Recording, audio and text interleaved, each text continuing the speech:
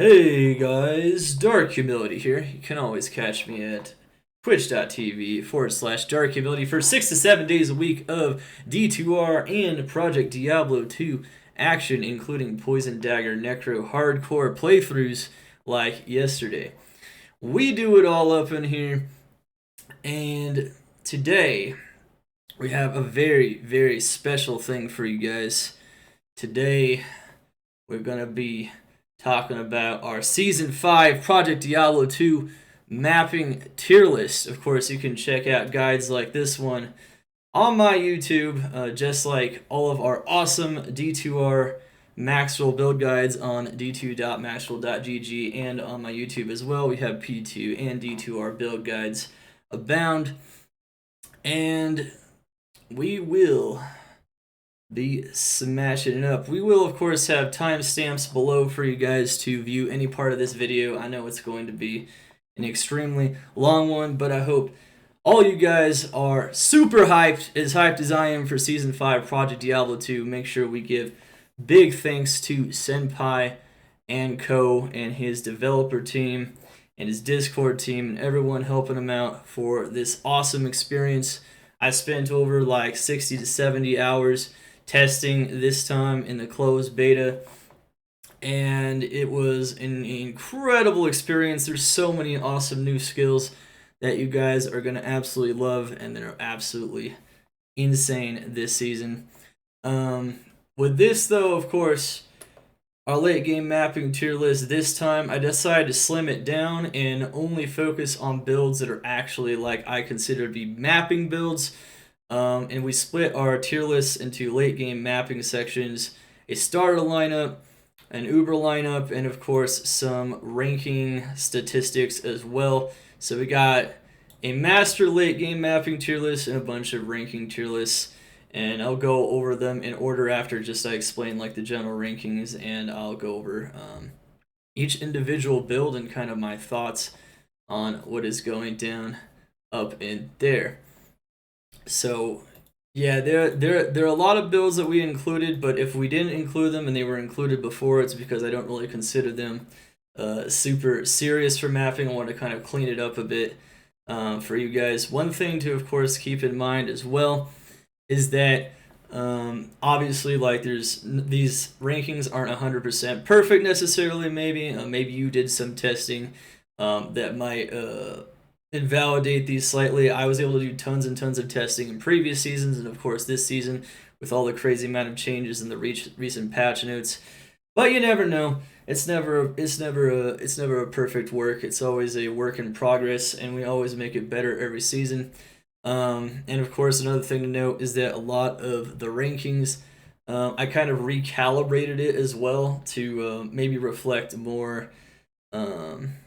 Just more testing and more accurate speed assessments of the builds just in general.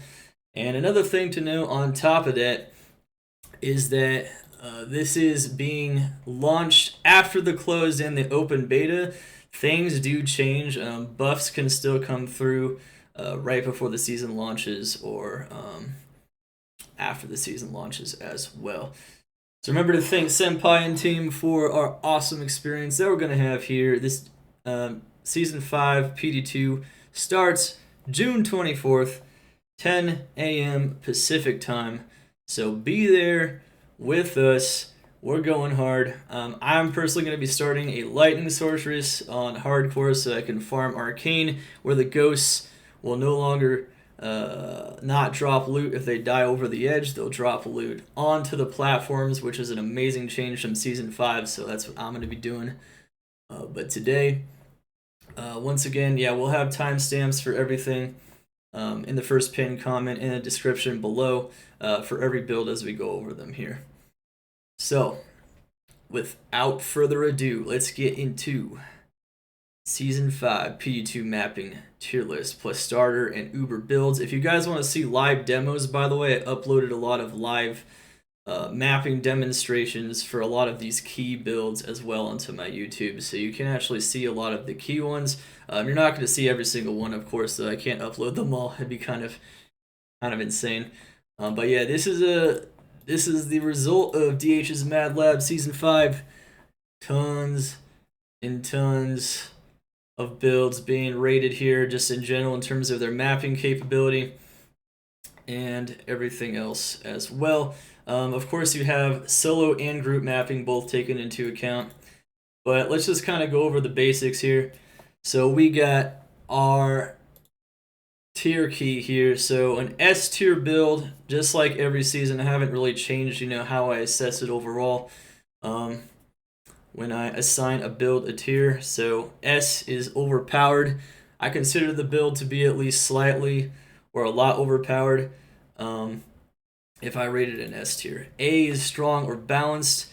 That being said, any build that is between probably I'd say A minus, which is a sub tier, low or high end of each tier, and an S minus build I would consider to be balanced usually in some way or form. Anything that's solid S or solid S plus is probably likely to be a bit overtuned though, and we'll explain that as we go over the individual builds. B build is in general decent and effective. C is viable and okay, so it can work for mapping.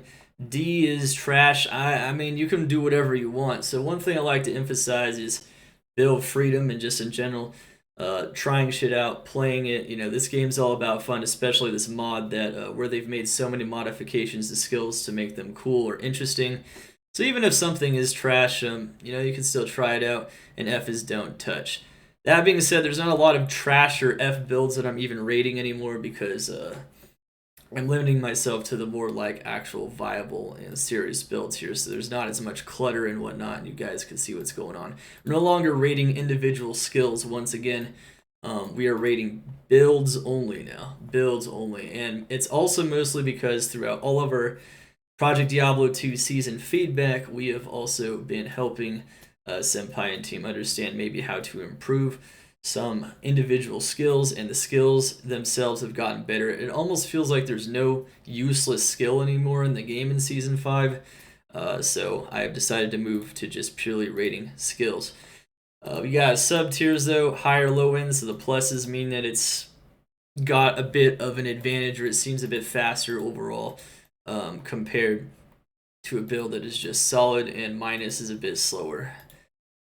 Mapping primary factors. So the primary factor we use to gauge these builds is the late game mapping clear speed. That means a full build. So when it comes to mapping in Project Diablo 2 in general, mapping only truly becomes efficient once you have at least, I'd say, 30, maybe even 35 plus skills, and in a lot of cases 40 plus skills on a build. Of course, those are for caster builds. For other builds, it would have to be a solid weapon if it's a physical build. But I think you guys get the idea. It's just one of those things where maps are very difficult, and farming LOD areas is easier for weaker builds in general, so it is best to test them with near full builds or full builds, and kind of just to take off items or to test them with lower end gear to kind of see how it fits together. But as long as you test each build and you compare each build to a similar gear level to each build, you have a adequate, accurate standard of comparison, and that's what we tried to achieve here. Is every build had a relatively equal level of gear, quote unquote, relatively equal gear level. So other factors considered, of course, are safety, survivability, and expense and gear level. And another thing I'd like to mention is that even though solo mapping was how everything is tested, because that's the easiest way to test on closed beta, it is group mapping is also taken into consideration. Some builds have some advantages when it comes to group mapping because of the auras they use or something they just help out. They're really good at helping out other players and enabling them to do more damage. All right, so it's pretty crazy stuff just in general. But yeah, another thing to mention is that during closed beta, we could not use corruptions to test, which is probably a good thing. So no, not 100% best in slot was tested, but close enough to where you could just see, you'd have an adequate standard of comparison, and you can actually see how good they are at running. I always mention this. I've mentioned this since Season 3, the early game trifecta of power as well. High mobility, big AoE, and magic or physical type damage. Those tend to be the 3 key components that make for a very strong early game build. And if a build even possesses multiple of these factors, it tends to be even stronger. Alright, so with all that explanation and all that kind of background as to what is going on here, hope you guys enjoy. I gotta say, like, I love making these tier lists. These tier lists are awesome. And I'm glad the community supports them and supports all the testing that goes into it and gets hyped about trying new builds and about what build to start out as or to work towards as they progress throughout Season 5. Alright, so we got Sorceress builds. So let's start with the late game mapping tier list once again. We'll go over the overall rankings and the starter lineup and the Uber lineup afterwards. Let's just kind of start with the Sorceress builds and kind of start with my overall impressions as I tested them, so I can share with you exactly what I found and what I saw when I was testing these builds. Alright, thank you chat, thank you. Remember, you guys can ask questions as we do this, but of course, you know, you guys can also leave the questions to the end as well. Alright, so we have Nova. Strangely enough, the first build listed here, the only thing I have to say about this build is that if you get it fully geared up, Nova is currently the strongest mapping build in the game. When I show the mapping top 10, you'll see it's at the very top. There's a lot of changes that kind of have made it this way, but there's also some other things as well. If you go like an Infinity Staff, for instance, with Cyclone Armor, and you have Energy Shield, the energy itself, energy points, or just energy on your gear can make the Cyclone Armor tank for you, and you can actually be significantly tanky with a staff now, and those staves give you a ton of negative enemy res. That includes Ming Song's Lesson, and it absolutely slaughters maps. The speed is incredible. 200 FCR makes it even more incredible, and it's not hard to hit 200 with the staves either because you get 85 FCR. And it just rips. Everything just gets absolutely melted. It's crazy powerful. This is like, it's just, I don't even know. It's just like the most steroids build you could imagine. It just, I don't know, it shreds. It absolutely shreds. One thing I will say though is it's a bit expensive to get it to that point, so that's the only thing that maybe is a downside of this build. But you cannot deny that if your goal is to map as fast as possible, even in high-end tier 3 maps, solo, especially good solo. I mean, this is not much of a group mapper, but if you just want to get gear as fast as possible and you want to break records in terms of how fast you can run a map, that is a build. That is the build for you, for real. Working towards that is definitely an amazing goal. And like I said, the only weaknesses I saw is that it might not have the best survivability necessarily if you're going for max power, and it might be a bit expensive, and it's limited mostly to solo mapping. However, crazy speeds. Crazy speeds. Charge Bolt. Alright, let's go to Charge Bolt. Charge Bolt, surprisingly, is kind of its own thing. You can actually do it. It's a lot safer. You can sit from back. Sit from afar. You can also hit 200 FCR and do it. The only thing that's kind of a weakness of this build is the bolts don't really pierce, but they have a lot of range and they melt. They melt the front lines and they just melt them one line after the other, and it's extremely powerful. In previous installments of this, I might have had this rated a bit higher, but after more testing, I realized that because you have to sit in one spot and spam them, you're not going as fast as some builds that are able to follow along with their attacks, like Nova or Lightning and Chain Lightning, where there's a bit more freedom to move as you're attacking.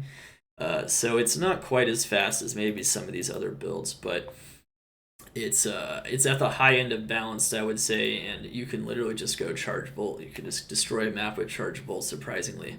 It is a super strong mapping build. Definitely recommend trying it out. Next up, you have Chain Lightning and Lightning. Now, this one also received a very high rating. Arguably, I rated it even higher last time. There's no particular reason why it's rated lower except for recalibration of the tier list. So, recalibration of the tier list, meaning, hey, thank you, Nico Kiko, for launching a Xan attack on the stream, you beast!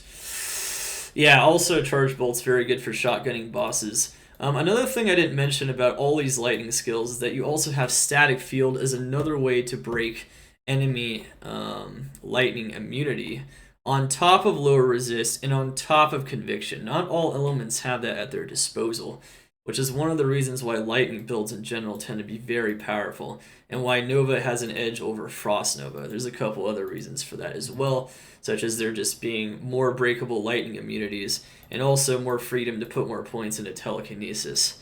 However, and that actually makes you tankier with a staff and things like that.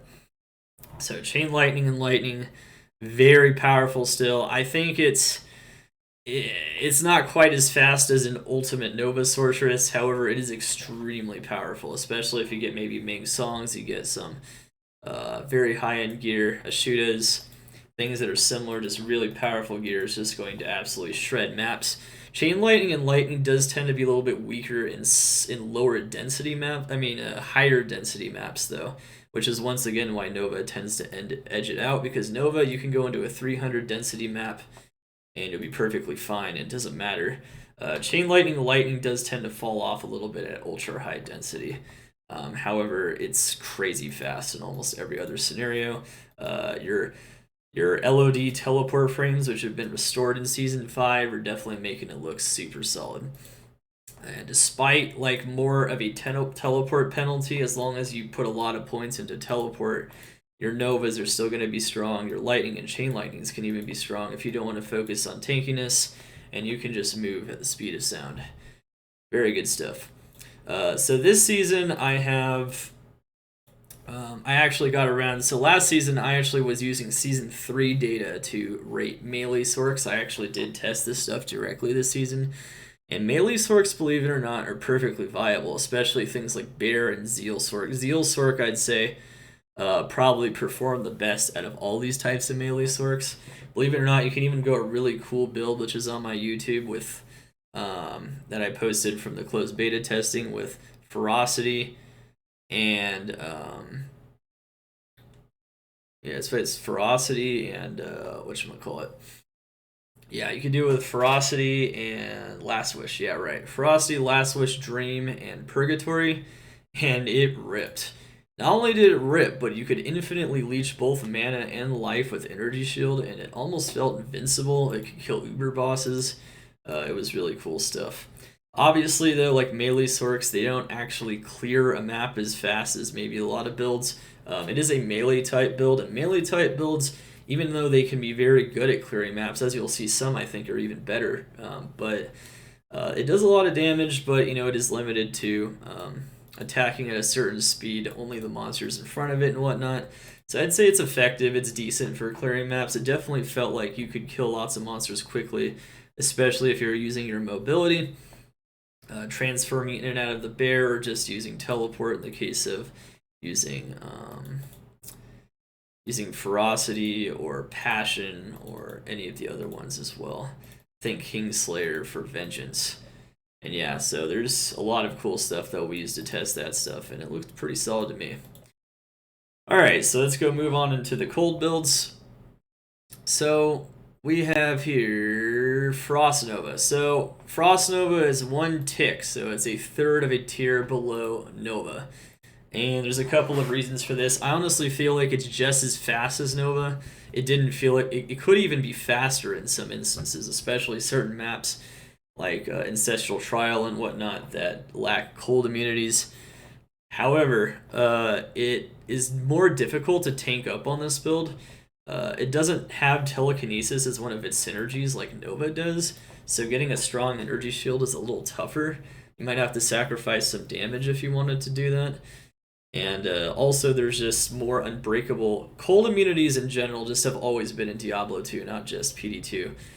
More difficult to break, so there's a bit less versatility going on. Versatility is kind of like one of those minor factors as well. And so Frost Nova, even though it probably performs just as well in some ways, and you'll see it just as number 2 on the top 10, I gotta put it 1 tick down though. It's very, very powerful. And another thing that makes it powerful too is that you do freeze the monsters, but like I said, those other weaknesses definitely add up a little bit. It can still use a staff, though. It can pretty much do the same things that Nova can do. Someone asked an important question, actually, and I'd like to address it real quick. So, someone asked, is this a list for softcore and hardcore? And the answer is yes. This is both for softcore and hardcore. There are no functional differences in how strong a build is for softcore or hardcore. It's just a matter of the gear you use. So gear is the most important factor when it comes to a build. Being able to excel in softcore or hardcore. It's that simple. So gear is it's just like whether you use a storm shield or a crown of ages, maybe an occultist for curse duration reduction. Occultist is good just for energy shield anyway because it has a ton of mana. But I think you guys get the idea though. There's a lot of different pieces of gear, maybe like Leviathan or Shaft Stop on other builds. Yeah, every build loses damage in hardcore. Every build loses MF in hardcore. So there's no difference between testing softcore. Since the standard of comparison is the same, it doesn't matter. Because if you tested every build in hardcore, the standard of comparison would also be the same thing. Every build would lose damage. Every build would lose about the same amount of damage. Every build would tank up about the same. Just you have to use slightly different gear. And it does mean a lot of everything across the board. But in hardcore, this is still the case in hardcore. You can play every single one of these builds in hardcore. I am a hardcore player myself. I'm playing hardcore PD2 on my stream every day. Once PD2 launches, that's what we're going to be doing. So you can trust me. I play... I got a 99. I got a hardcore 99 assassin last season, just to establish some credibility here.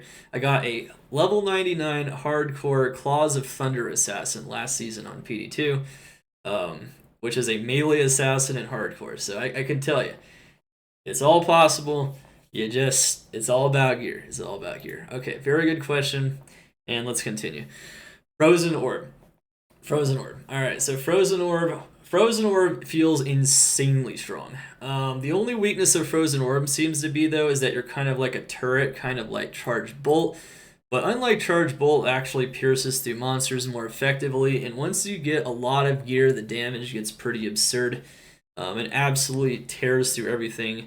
And Orb is faster cast rate based now as of a couple seasons ago, and it absolutely destroys in Season 5. So in Season 5, it's still doing very well. All of these builds, by the way, have been directly tested. I'll let you know if I'm using Season 3 data, but I think for the most part, it's all been retested in Season 5. We had enough time, thankfully. Closed beta was extended, and we got it done. All right, Ice Barrage. Ice Barrage arguably might have been up there with Frost Nova, but they did nerf it in the final hour in closed beta quite a bit. I did retest it after it was nerfed, and it's still extremely strong, though. And we're talking extremely strong. Like, if you get FCR, you get damage... you will be absolutely melting through monsters. It's just a rapid fire machine gun that just blasts through enemies. The only weakness, of course, is it doesn't pierce, but it doesn't need to because you fire that thing fast enough, it just like levels packs of monsters. It's Ice Barrage is nuts. Honestly, it's a new skill in PD2 if you're more used to the D2R and whatnot. It's definitely a really fun skill to try. I highly recommend it.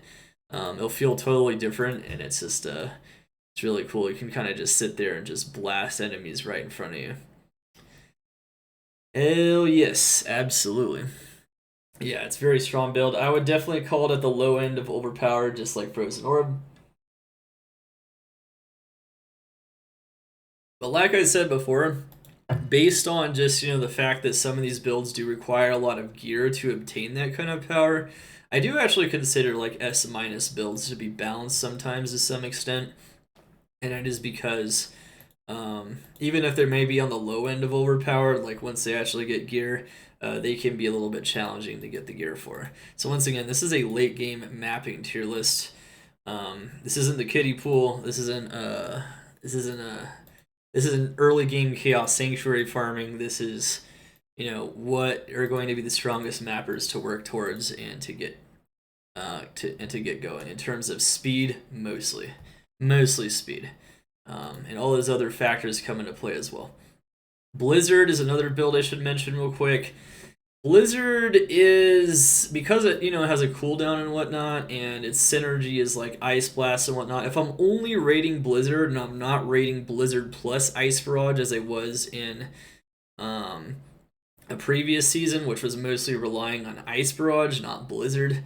Blizzard itself isn't the strongest mapping ability, but as you guys will see when I go over the starter list, Blizzard is extremely powerful when it comes to other things. It can be very effective in some maps like cows, though, so don't underestimate it. I'd still say it's balanced even for mapping, so Blizzard is always going to be a beast, and there's other skills you can use it with as well. And it's a crazy starter, so it's just for mapping in the late game. Blizzard doesn't feel like the strongest skill in the universe. It's also been nerfed quite a bit in Season 5 as well to try to take off some of that early game damage mostly. Alright, and now the fire tree. We've got Combustion. So Combustion, I actually feel like in previous installments of the tier list, I've underrated this skill a little bit. And that's because, I was using kind of my criteria that it was difficult to kind of clear all the monsters in a map with it. But that's not really what it's meant to do. It's meant to just like teleport around and just blow up a room, teleport a bit to blow up a room. It still does that very well, but it's also been hit by some pretty heavy nerfs. I think if I was being a bit more accurate in previous installments of the tier list, I would have put this in the S tier. I think I did last season anyway, like the low end of the S tier. But I would say it's just at the high end of balance now. I have retested it after the nerfs. I've even tested it a bit in the early game. It's still very effective for destroying monsters instantly with the ring of fireballs. However, it definitely feels like it doesn't maybe destroy quite as many monsters as instantly. So I'm going to bring it down a bit, but overall it is still a very powerful mapping approach, especially in maps like Tomb of Zoltan Kulle and the new Shadows of Westmarch as well, which doesn't have any natural fire immunes. So yeah, definitely check that out, absolutely. Alright, and then we have Meteor. So Meteor is actually probably the first build we've come upon here that's gotten some really major changes in Season 5 that have really brought this build up a notch. I would have said in previous installments, Meteor would have maybe been B tier at best. It was just decent and effective. It has a bit of a delay. The radius wasn't very big. The damage maybe wasn't high enough. The gear wasn't, tailored towards it enough. But I'm going to give you a few reasons why after testing, and I even posted this build on YouTube, so this is one of my featured closed beta test builds that you can check out live. You can actually see me testing it. This build really has been moved up quite a notch, and I think it's a solidly balanced, very fun, and effective build now. Meteor now has access to Brimstone Rain, which is an insane new item in Season 5 that grants a lot of plus skills to Meteor, and I mean a lot of plus skills. On top of that, a lot of negative enemy physical resistance, and Meteor is highly reliant on that negative enemy physical resistance to be strong because it has a lot of physical damage in addition to fire damage, and that staff alone makes it very powerful. However, besides that, it is also insanely effective due to having increased radius. So its radius is 25% increase, which is actually a change I suggested to make it more viable for mapping. They're kind of nerfing it a little bit here and there to like adjust it for Diablo-Clone, I'm assuming, because it was really strong for Diablo-Clone. And with this radius increase now, though, it's actually hitting pretty much the whole area in a map, and it's just flattening a whole hallway. Those more narrow maps just get flattened by this thing. Things like Shadows of Westmarch definitely taking a beating for Meteor, and it feels very effective and very strong now. So it's pretty cool. Very, very, very, very cool. Very, very cool indeed. Chat, don't go too crazy in there. I know I'm making a video. Oh my goodness. Okay. I see you guys. All right. So yeah, Meteor felt amazing, and like I said, you can actually see. So this is at the end of closed beta. They made this adjustment, by the way, so I was able to test it afterwards, and like I said, it felt amazing. I got footage for it. It's pretty fun. Meteor definitely feels like you can map with that. It leveled packs of cows. It was a good time. Good stuff. I also don't feel like it's too strong though, because once again, there's still a delay on it. So, but it levels stuff. It levels stuff very quickly. Hydra. Hydra. What can I say about Hydra except that Hydra has continually taken a beating, mostly due to Diablo clone, or in Rathma. Let's be honest. Hydra has always been a problem for the Uber bosses, the late game Uber bosses in Project Diablo 2. And it does seem like after testing it in mapping, once again, this is a mapping tier list, it's really falling below par now. Not only does it have like a ramp up time because you have to get those hydras out and then they have to fire and whatnot. They don't really feel like they're doing all that much damage anymore, even with really good gear. And they don't benefit from negative enemy res anymore either, which is pretty key in this season. So do not put facets on your Fire Sorceress, or on your Hydra Sorceress, I should say, not Fire Sorceress. It's perfectly fine for every other Fire Sorceress, just not this one.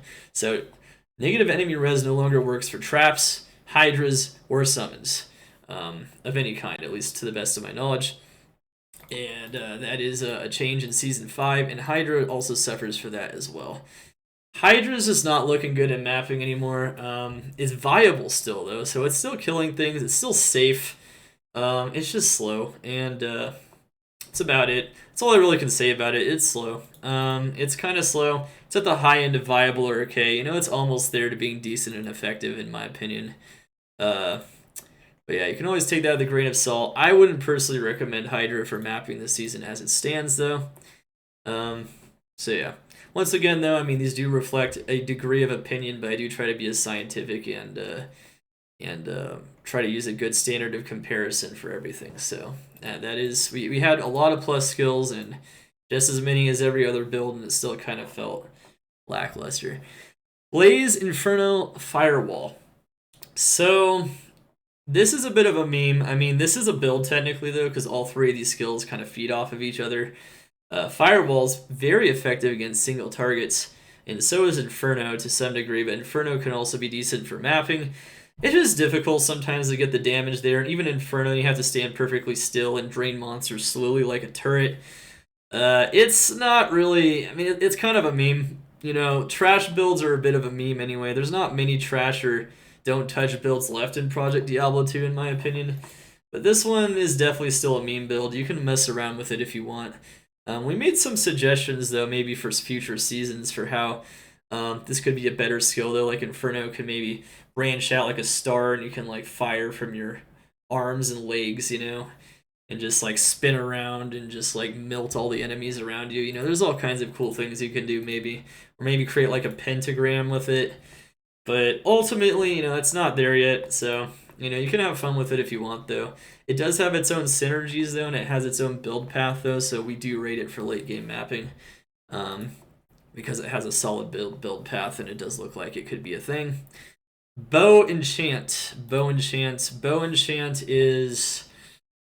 Well, we did retest all this, the bow enchant skills, especially the strafe bow, endless hail, widowmaker. Did a lot of testing on those specifically, so multi-shot and strafe on a sorceress. And they did appear to be, you know, like you could clear stuff, but it was extremely expensive. It had a lot of pre-buff downtime, and it still didn't do all that much damage, and it didn't even have that much AoE either. Getting those plus skills for multi-shot was kind of hard. Strafe, you have to stand perfectly still, and we weren't doing enough damage really to justify it in a lot of cases. And I would say that, like, maybe if you had, like, perfect enchant pre-buff every time, it might be up in, like, the B tier, maybe even closer to the A tier, if you had, like, perfect pre-buff, and I mean, like, perfect pre-buff, but in most standard scenarios in a player trying to figure out how this build works, it's just going to be viable, and that's kind of all I have to say about that. It is viable. It didn't feel horrible. It definitely felt like it lacked effectiveness, though, especially once it got into Tier 3 maps. And, yeah, it's a shadow of its former self. I think in Season 2 it was broken. I actually played it in Season 2. It was pretty busted. It would instantly eviscerate everything. It had, like, 3 times more damage. But yeah, I mean, ever since like Fire Enchant got heavily nerfed, it's never really quite returned back. And after further testing, I'd rate it even lower than I did last season. We weren't able to test bow, enchant, or melee sorceress last season. We ran out of time. So we did get some more testing on that this season, and that's kind of where I would put it. Alright, so that's it for Sorceress pretty much. Like I said, we rated individual skills last season, so you're not going to see individual skill rankings. Every individual skill does have a purpose now, however, it just depends on the build and where it falls in. We're trying to focus on builds so that you guys can just see builds, and it's just a lot cleaner this time. There's just a lot less squares to look at, and it's just easier to find what you're probably trying to look for. Alright, cool. Assassin builds, next. Hey, thank you Zodiac for the support, you beast. Thank you guys for the support, for real though. I know there's no alerts right now, but thank you. D. Absolutely. It means a lot. We definitely put a lot of work into these things. Like I said, close to 100 hours this time, over 100 hours last time. We were a little bit more efficient this time. I'd have to say that shared stash in Season 5 with 10 stash pages makes the testing so much faster. It saves like 20 hours overall. It's crazy. Just being able to stash the items that you create in the closed beta, it saves so much time. Alright. Assassin builds. Alright, so let's get into the Assassin. I'm sure some of you guys are interested about the Assassin or are curious. So, Chain Lightning, Lightning Sentry, and Death Sentry. I'd say the Lightning approach to the Trap Assassin took a big hit this season compared to last season. This is not just a calibration issue. This is a whole tier down. We're talking like, this is not just a matter of comparing, you know, this build to the next build. It's literally as strong as Shockwave Druid is in terms of mat clear speed. This is not a joke. You can literally compare any S- build to another S- build in general. It's going to have pretty similar mat clearing speed, maybe similar expense, but there might be some other small minor factors that might vary. But when it comes to this, it literally is as fast as Shockwave now, which is strange. And I'll explain that once we get to the Druid, but Assassin is, the Lightning build is looking pretty crazy. The Lightning build is, it's not as fast as it was. Last season, it was kind of nuts. Like, Chain Lightning Sentry would absolutely shred maps. Arguably almost as fast as Chain Lightning, but not quite as fast because the Sorceress can move faster. This season, though, no. Not even close. It honestly is kind of pathetic, and it's mostly because of the lack of negative enemy res applying to traps. It was buffed to compensate, but it honestly feels pretty underwhelming. Even if you use something like a Ming Song's Lesson Staff or use Plague Claws to proc that lower resist, it's feeling solid, but underwhelming compared to how it used to feel. So once again, an A-tier build does not feel underwhelming. It's still strong. But if you played it last season, you will definitely feel a marked reduction in power. 100%. So yeah, it's what I'd consider to be balanced now. It's strong, it's powerful, it clears quickly. It'd be good in a group scenario because, you know, monsters and players, they do a ton of damage. But it's, yeah, you could feel the difference. You might be sad if you try to remake it this season and you played it last season because it's going to feel quite a bit weaker. Wake of Fire, Wake of Inferno, Death Sentry. Alright, so this is what, in my opinion, is the strongest build on the Assassin this season. You would think the negative enemy resistance would have hit Wake of Fire just as hard, but it didn't. It was buffed quite a bit to compensate, and the damage is really huge on it. And maps like Tomb of Zoltan Kulle and Shadows of Westmarch and other similar maps like Ruins of Ijun, it's going to absolutely shred. They increased the range on Wake of Fire too, so there's some other buffs that came through for Wake of Fire besides just damage buffs to compensate, like the range, and the increase in range really makes a huge difference on this ability. It means you can kind of just, you can run forward, cast a trap, run forward, cast a trap, and once you get strong enough, it will pretty much one-shot, it will melt the screen as you run. You might remember that from previous seasons. Now, it's not quite as ridiculous as it ever was in previous seasons. At one point, this was the strongest build in the game. S double plus in Season 2. Some of you guys might remember that. But it's still very strong. Death Sentry is actually effective now. One thing to mention about Death Sentry is that it actually helps clear, especially in group mapping scenarios. But they actually made it do damage again, so Death Sentry is worth getting in a lot of cases now. And it can even stand on its own to some extent in a group mapping scenario. So, Season 2, Wake of Fire, never forget. Yeah, it's never going to be like that again. However, it is definitely one of the fastest map clears in the game overall. Especially certain maps, if you're just trying to run them solo, you're going to definitely be running through them extremely fast. It will milk the maps effectively, especially once you get enough plus skills. No problem. Baby, baby. Hey, thank you, Easy PK. I know, man. You know, a lot of people are kind of worried I wasn't going to be able to publish it this season because I was still working on my 99 on D2R, which we finished. But luckily, we did get enough testing, and we actually got in our testing. Small gem shared stash. is all I want in exchange for the another member equipment of the community. Whatever quest you might undertake. No, Definitely don't be stepped up shy. and helped us out Appreciate as the well. work testing and So publishing yeah, this we list definitely every got some people season. to step up and help make some items for me so that I could get started faster, and we got it done. So that's awesome stuff, and I'm glad you guys have so much passion and enjoy these lists every season. I definitely enjoy making them. It's a lot of fun.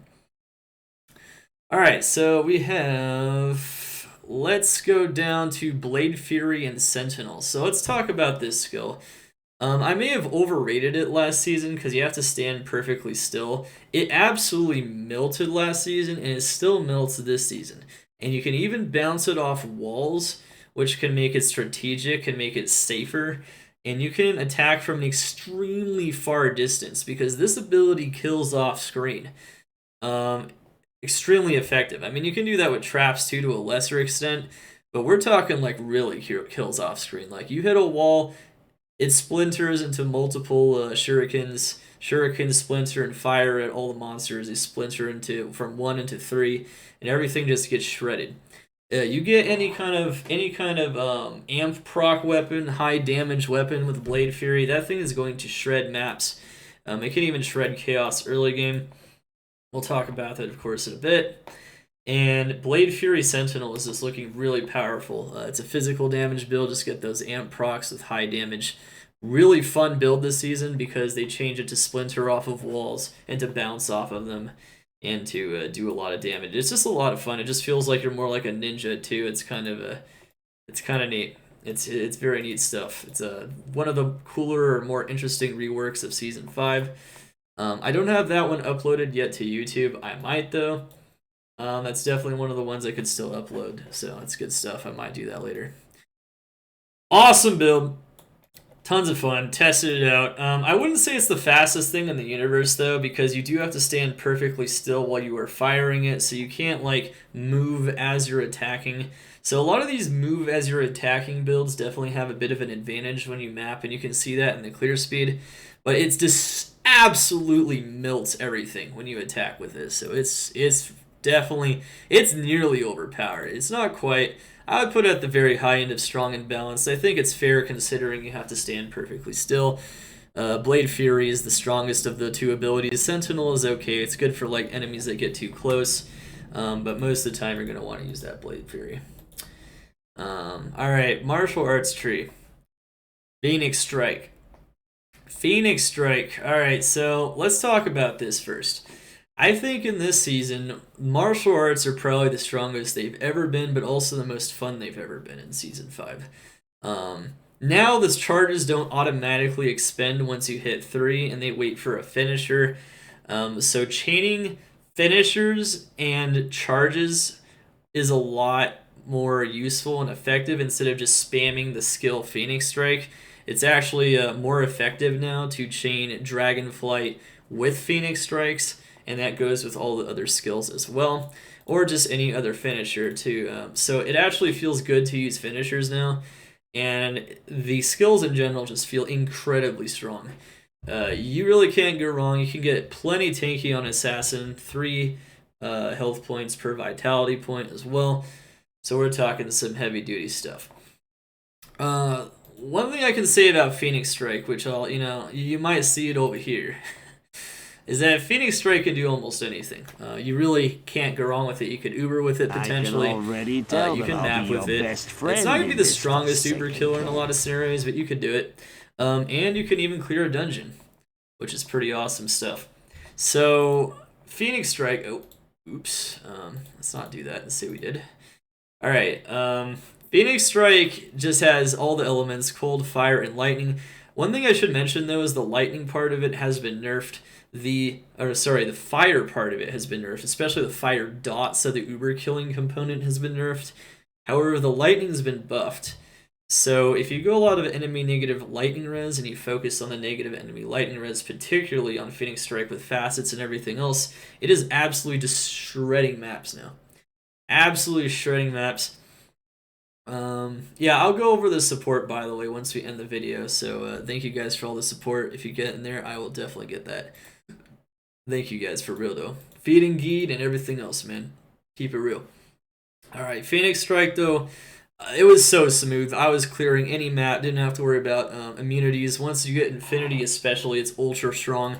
It felt insane. Like, the mapping clear speed, this isn't just like this isn't an overestimation of its power. No, we're actually saying, like, it literally can clear as fast as Frozen Orb or Ice Barrage in a lot of scenarios. It's that powerful. It just depends on the map, of course. You know, we're talking like its strongest maps, right? That's how we want to test each build. We don't want to test it in its weakest maps. We want a standard of comparison that is fair. And Phoenix Strike destroys. It can solo dungeons potentially as well. It actually felt like the easiest thing to solo a dungeon with besides summon Necromancer, which is kind of nuts. And you can make it tankier than I did too, so... Man, it was a lot of fun to play Phoenix Strike this season. Highly recommend it. Definitely on the low end of Overpowered, I would say. It's pretty crazy. It shreds. Very fast build, as long as you're chaining those Dragon Flights and Phoenix Strikes effectively. Alright, Cobra Strike. Cobra Strike is kind of where it's been in previous seasons. It still has a decent amount of AoE, and it does a ton of damage as a poison skill, and it's still a lot of fun, and you can chain it very effectively. The AoE might not be quite as high as some abilities like Phoenix Strike, and it's poison damage, so it's a bit more limited in what you can use in terms of mercenaries, like for the Pus Spitter and whatnot, and some other stuff you can do, but it's still very strong. Fartson is, I'd say, a perfectly balanced build. It feels very effective, especially in maps like River of Blood if you're going for tier 3s, and it's very effective stuff. Alright. Next up, this one is a lot of fun, and I do already have a YouTube demo up for it, 100%. This one is Fists of Fire. Fists of Fire has never really been a good skill, even throughout PD2's history, and of course on D2R and D2 Vanilla, until Season 5 Project Diablo 2. And now, all of a sudden, it is actually a really strong ability, and it's a lot of fun. It's got Fire Novas, it's got Meteors, it's got all kinds of fun stuff. It drops Meteors as you attack, it's got Fire Nova, it's very powerful. It absolutely rips through maps with minimal fire immunes or low fire immunity in lightning speeds. I'd say it's a bit less versatile than Phoenix Strike, but the damage honestly is there. It might not have even quite as much AoE, but the damage is there. It's very on the high end of strong and balanced. If you're excited to play this build this season, highly recommend getting it. Fire Lizard's Talons and Plague Claws abound. Very strong combination. I liked one Fire Lizard's Claw and one Plague Claw. It felt really good. You could use Claw Block, and it wasn't dying all that much at all. It's pretty awesome. It's got to get that life leech up sometimes. Sometimes I struggle with that, especially on the beta. But it's good stuff for real, though. Fist of Fire single target is also absurd. Yeah, Fist of Fire also has crazy absurd single target because of the meteors as well. So Fist of Fire has a lot of potential. And you could even argue that it's really strong for Ubers as well. So look out for this build in Season 5. It's coming. I would have put this a whole tier or even beyond a whole tier lower in previous seasons because it just didn't have enough AoE. It arguably, if I was recalibrating it accurately, it was just viable in previous seasons, and it's gone up like 2 full tiers. It's just very strong now. It's very fun. It does a lot of damage. Claws of Thunder. Well, I can't say anything bad about this build because I'd say this is one of the most underrated builds there is. I got to 99 on hardcore last season with it. With this assassin build, Claws of Thunder. Tell that I'll be your As a best melee friend ability, in it's this pretty nuts. I'd still say it's even stronger than Fist of Fire when it comes to mapping. Has even more AoE. It's got charge bolts that go everywhere. It's got Nova. It's lightning damage too, which means you can break more immunities and do more maps. And it's honestly just as strong as Phoenix Strike. Probably slightly less versatile, but the clear speed is maybe even beyond Phoenix Strike. That is how strong Claws of Thunder is. I don't think a lot of people realize how strong this ability is. It's not really anything different in Season 5. It's just like it's been like this last season. You just put on some ultra high powerful, just a lot of negative enemy light res, get on a Plague Claw, get that lower resist going, get, Griffins, everything else, and Jesus, that build rips. It shreds. Absolutely melts everything. Yeah, it's just really fast chaining abilities, especially this season. I did retest it with the chaining of Dragonflight and 3 charges as well, and it feels even better. So definitely check out Claws of Thunder.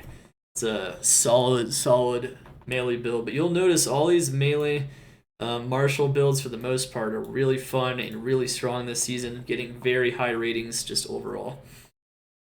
Definitely going to be a lot of fun.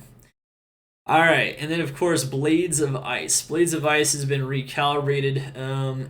Blades of Ice is just basically what we call effective. It has a decent amount of AoE and it freezes, so it's really safe. But it doesn't have nearly as much AoE. It's cold damage, so it runs into more immunity issues than any of the other martial arts skills. And overall, I think it could still use a rework. It could be a bit more interesting. It's kind of boring, especially compared to its the rest of its family as well. It's still effective for mapping though, so it's still decent and effective. So if you want to go a very safe approach, especially for hardcore, Blades of Ice might not be too bad. Tiger Strike is not much of a mapping skill. It's viable. It's kind of like a lot of melee skills might be somewhat viable. It's okay. It's more suited for single target, which is something we'll go over when we go over the Uber sections and things like that. It's okay though. It's just slow. It's just going to be slow when it comes to mapping. But it's viable. I mean, you can kill stuff. Absolutely. We said Cobra Strike is solid. It's just a balanced build, and it's very capable of certain maps, especially like Cows or River of Blood and things of that nature. Alright. Let's go. So we have Dragon Tail and Talon. So I did test this directly as well. Dragon Tail and Talon. Honestly, I would have rated it higher last season, but now it kind of just, with a lot of the upgrades to a lot of other skills, it kind of seems to be falling behind. It's harder to chain the damage in this ability. It does level whole packs of monsters once you get the damage, because it does a ton of damage, and I mean a ton of damage. But Fists of Fire as a fire ability feels like 10 times better than using Dragon Tail, in my opinion. Like I said, it feels decent and effective. It still feels like you're clearing maps at a reasonable pace.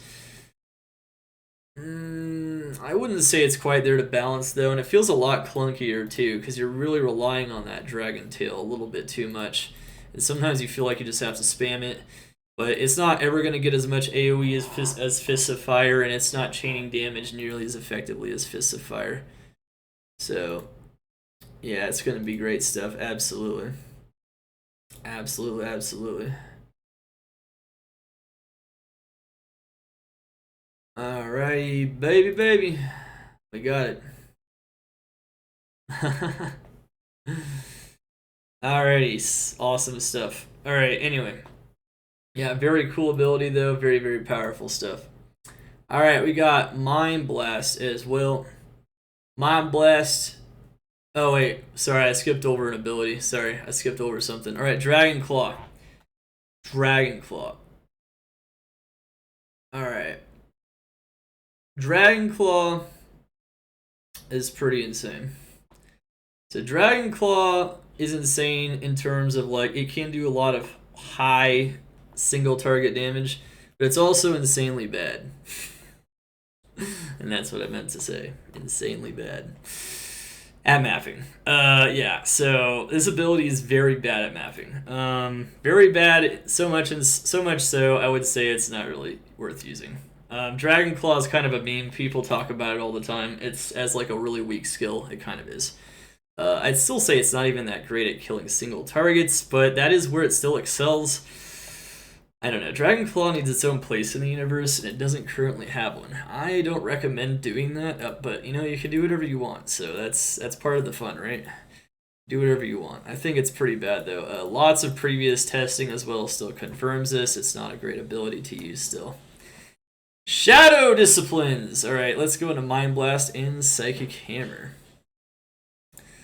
All right. So Mind Blast and Psychic Hammer. Really strong abilities, really strong. As a matter of fact, Psychic Hammer now bounces, so that means if you run into physical immunes, technically this build got even stronger. However, I'd say overall it's still just as strong as it's always been. In its strongest maps where you're not likely to meet a lot of physical immunes, it's still absolutely shredding. It's almost borderline overpowered. I really struggle. I thought about giving it the overpowered rating, but you do have to kind of sit there and cast it. So it's not an ability that really moves with you super effectively, but the amount of radius and the amount of damage this thing can do is nuts. Brimstone Ring is also the new staff with the negative enemy physical res. Also proves just how ridiculous this ability truly can be. Yeah, Mind Blast is nuts. Mind Blast is crazy for early game too. Really can't go wrong with this ability. Mind Blast and Psychic Hammer can kill the physical immunes. It has 0 immunity issues because it does physical and magic damage, which is pretty much an unassailable combination, which makes this a very attractive build set. It is also technically capable of soloing a dungeon, but it's going to be a lot more challenging than with any other build because Psychic Hammer isn't all that strong. But yeah, there you have it. Mind Blast, Psychic Hammer is solid. And then we have some other abilities that are worth noting here. Zeal Assassin is one from Season 4. That comes from Ferocity. And Zeal Assassin is just a very poison-infused, some extra AoE Zealer that is still capable of mapping fairly effectively. But the more interesting one is Blade Dance, which has been given a almost overpowered rating. Whirlwind Assassin has been coming up higher and higher every season, and now it's, I'd say, nearly overpowered if you get it strong enough. It is technically the Whirlwind Assassin. Blade Dance is the new name for Whirlwind Assassin as well. It is a Whirlwind Assassin. It is also known as Blade Dance now. It's had its name changed, and the name has also been changed on Chaos. So really crazy stuff for Chaos, the rune word that allows you to do it. Whirlwinding with indestructible ethereal weapons like Fury and Chaos just makes it insanely strong. Wind is very powerful as well. And absolutely shreds monsters though. Crazy stuff. Not your Whirlwind Sin? Why? Because it's called Blade Dance? Yeah. Oh, yeah.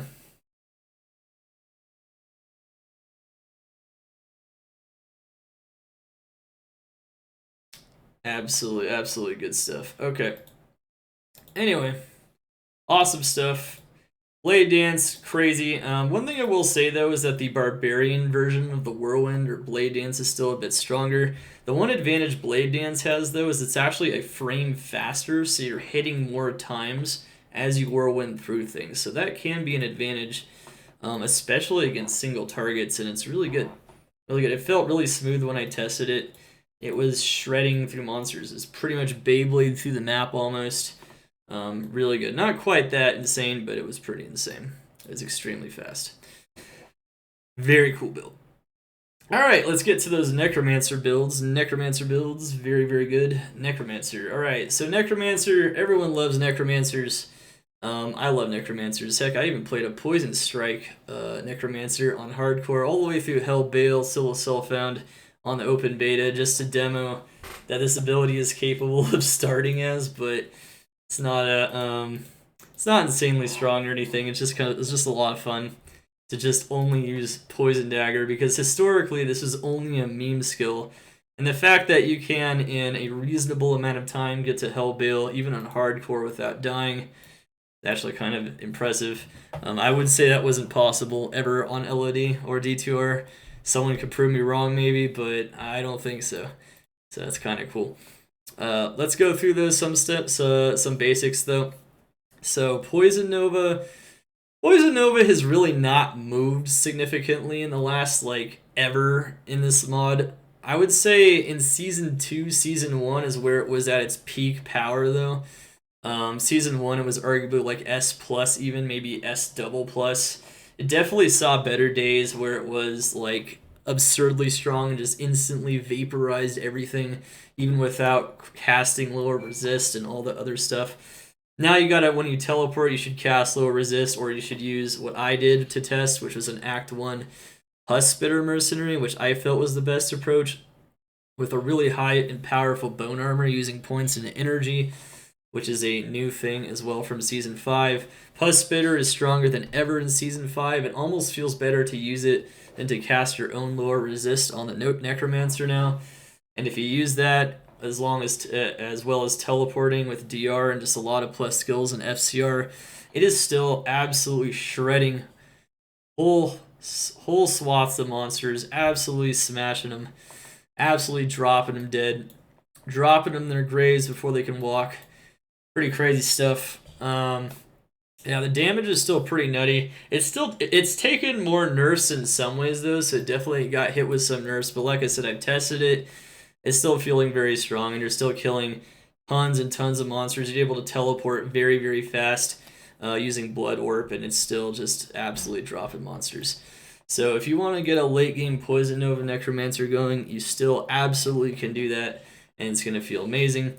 One thing I will say though is that it probably only feels that way at the high end of gear and only for solo gameplay now. So maybe in the past, it was definitely performing with maybe lower end gear, maybe slightly less damage, maybe some other things. But honestly, you don't even have to cast the lower resist anymore, because like I said, you can have the Act 1 Mercenary take care of that for you, and it still feels very, very fast. So it's still I'd say it's still one of the fastest mapping builds in the game for solo mapping, especially in areas like River of Blood, Throne of Insanity, and other areas where those poison builds really make a splash. Alright, Desecrate. Desecrate is its own ability that is capable of mapping. You can spam it, and it feels balanced. It definitely drops monsters insanely fast. It does more damage than Poison Nova. But the key to this build, though, is that it is not quite as fast because you're not using your mobility. You kind of have to sit there and bomb the monsters instead of move with it, so you don't have as much mobility, and the AoE isn't as high. But if you rapid spam Desecrate with high FCR, it can actually clear a map faster than you think. As a matter of fact, as fast as Cobra Strike, or even Chain Lightning Death Sentry, strangely enough. It is that fast, especially in maps where the monsters are very dense and packed together. It kills them very quickly. Poison Strike. Poison Strike is a very, very strong ability. Alright, so Poison Strike, very, very, very good stuff. Poison Strike is looking very, very strong. So Poison Strike is looking stronger than ever. I would have said it was already kind of effective last season. It was already strong and balanced almost, or it already was. This season, though, it's kind of gotten kind of nutty. They just keep improving the damage numbers. It does a ton of damage. And as I explained in the Uber section, it's actually worthy of killing Ubers as well.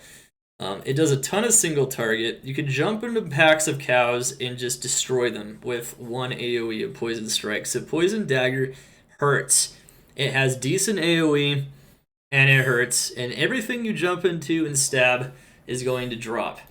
Even in the early game, you can clear the whole game with level 25 Poison Dagger, strangely enough.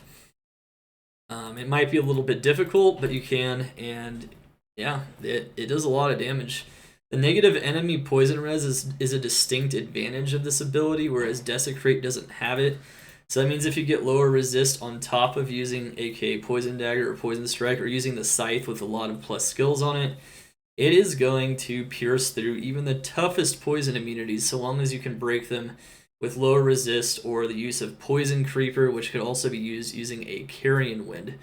So can also use things like Plague Claw as well, which I do recommend in the final version of the build, or Black Bog's Sharp. And of course having, I'd say having good block rate is also key as well. But you don't even have to go block, you could just go really powerful Bone Armor. I've also tested that as well. And if you're not getting stuck into block frames and block recovery, it just feels really smooth and really powerful. I was killing even Throne of Insanity with Poison Strike with relative ease if you have the right gear. So, yeah, it's a solid balanced build. It's not a meme anymore. It's not a joke. It is very strong. Might not have the AoE potential of Poison Nova, but it's still there, and it's very strong stuff. Very exciting new build that I'd say some people should definitely try, as not even as a meme approach, but as a serious approach in Season 5. You'll thank me, don't worry. It's a lot of fun. Bone Necro hasn't moved since like Season 1 pretty much, or Season 2. This ability has always been at about the same strength. I always retest it even if nothing changes, which nothing did, just to show off how powerful it is. In some maps, it's arguably even S tier, but it's mostly just tier 1s. It definitely starts falling off hard in higher tier maps and in group mapping. But Bastion Keep and Horizons absolutely shreds in there. Bone is nuts for early game farming too. Definitely one of the stronger Necromancer approaches early on. Don't underestimate Bone Spirit, Bone Spear, and of course Teeth, which is your main ability that you're mostly using in most cases. Corpse Explosion. Corpse Explosion is maybe a little bit weaker than it was last season. I would probably agree with that. You don't even use Full Trangs anymore because Full Trang no longer has Fire Mastery. That's a very important thing to keep in mind with the current version of Corpse Explosion. However, the negative enemy fire res still works, everything else still works, the revives still crush, and overall, if you're just teleporting and blowing things up, Corpse Explosion is still a masterful build, and in maps that have tons of density, it just blows up everything. It is still one of the stronger builds in the game, I would say, one of the very strongest builds overall in the top 20. And it is making a splash in every map it enters, even in group maps. So very effective group mapping build as well. Just a lot of fun, very powerful. Yeah, chaining those explosions, infinite chaining pretty much. Just a lot of fun and power. And Amp makes it very strong as well, even stronger in group maps, and of course lower resist. You might not even need any curses at all though if you're using it for solo mapping. Summoning Tree. Okay, so we have another ability that I believe is a bit overtuned here. We have the all Skelly special, the ultimate Summonmancer. One thing to note though is that it did take a little bit of a hit by these skeletons no longer being near invincible. They lost quite a bit of health in the closed beta there, and we did retest that. It does seem like the skeletons are actually a bit mortal now. However, they're not that mortal. They are still insanely tanky, especially if you get a ton of plus skills. And it is still absolutely shredding, getting all the auras. You can even get Battle Cry from the new Whirlwind Mercenary. There's nothing it can't do. It can help with dungeons. It can help with group mapping. This ability is absolutely indisposable. It can solo a dungeon because it has all sources of damage. It can shred anything. Between the mages, archers, and warriors, super safe as well. Arguably, it's even stronger than this. However, its mapping speed isn't, one of the very fastest. You can even argue it's only as fast as a typical A+ build. But because it has so much other things going for it, I still rate it as S-. It's just super solid. You never go wrong with a typical Skellymancer in Project Diablo 2 Season 5. Definitely not. Alright, baby. So, what do we got here? We've got Skeleton Warriors and Revives. So, if you don't go the pure Skeleton approach, Revives have been hit a bit by fixing a bug that allowed Revives to take on the properties of the maps themselves. However, overall, it is still a very high-end balanced build, relying on just a ton of raw physical damage and a wall of impenetrable tanks. I really can awesome already build for tell sure. that I'll be your Another best very friend solid in approach this here forsaken camp. that is going to be solid for mapping for you guys is the Skeleton Mage, Golem, and Ellie Revive approach as well. A lot of people talk about this approach. Of course, you can use the Scythe for it as well. Get 14 mages out on the field, or 16 even. Actually, no, I think it's 14. I don't know, it might be 16. I don't remember. They changed the item way too much. I tested it, and I don't even 100% remember, but it was a lot of mages. I think it's like 14 to 16. And the mages shred. They really do, and you never run against immunity issues. You can get elemental revives as well, like council members, get infinity, lower resist, and the new fire golems as well are going to definitely hurt. I wouldn't say it's an insanely fast approach, but it's an insanely solid approach, and you really can't go wrong with it. So if you want to go a more elemental summoner approach, feel free to do so. It's going to be solid and balanced at the very least, and it's going to push through the map very quickly. And now, last but not least, we have something here.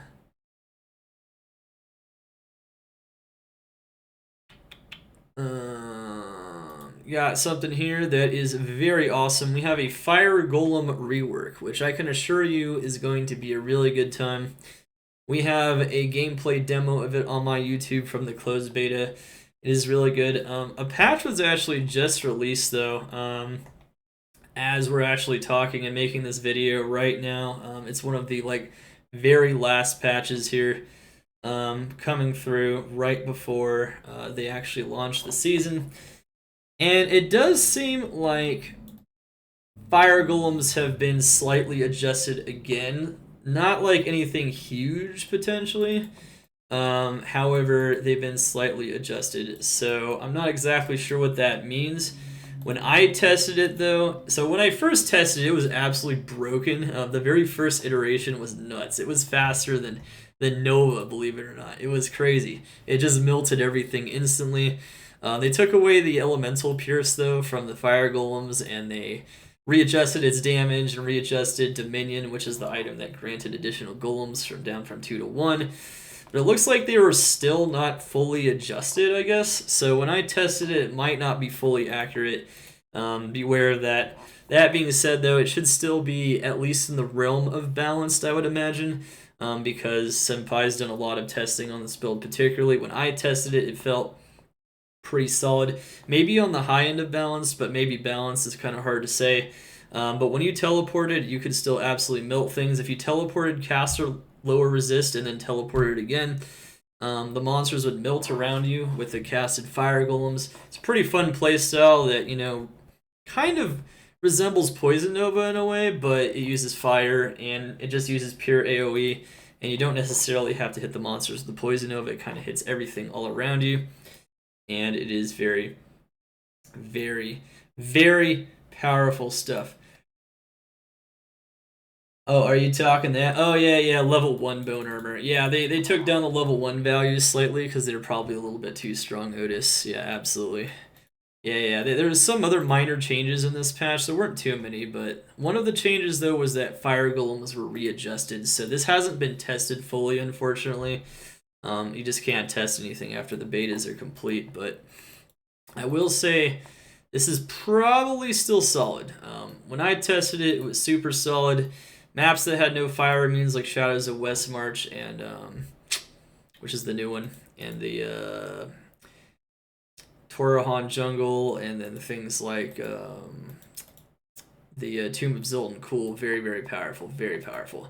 So Fire Golems is a fun build now. They made it have AoE. They made them have a lot of damage, and it burns. Fire is awesome. They're good tanks. You can teleport around and they'll protect you with your bone armor being souped up with energy points as well now. It feels really good. I wouldn't say it's anything too special or too ridiculously powerful, though. Definitely not. Definitely not, but definitely try it out. It's looking like a sick build. Summoner Clay Golems. Alright, Summoner Clay Golems.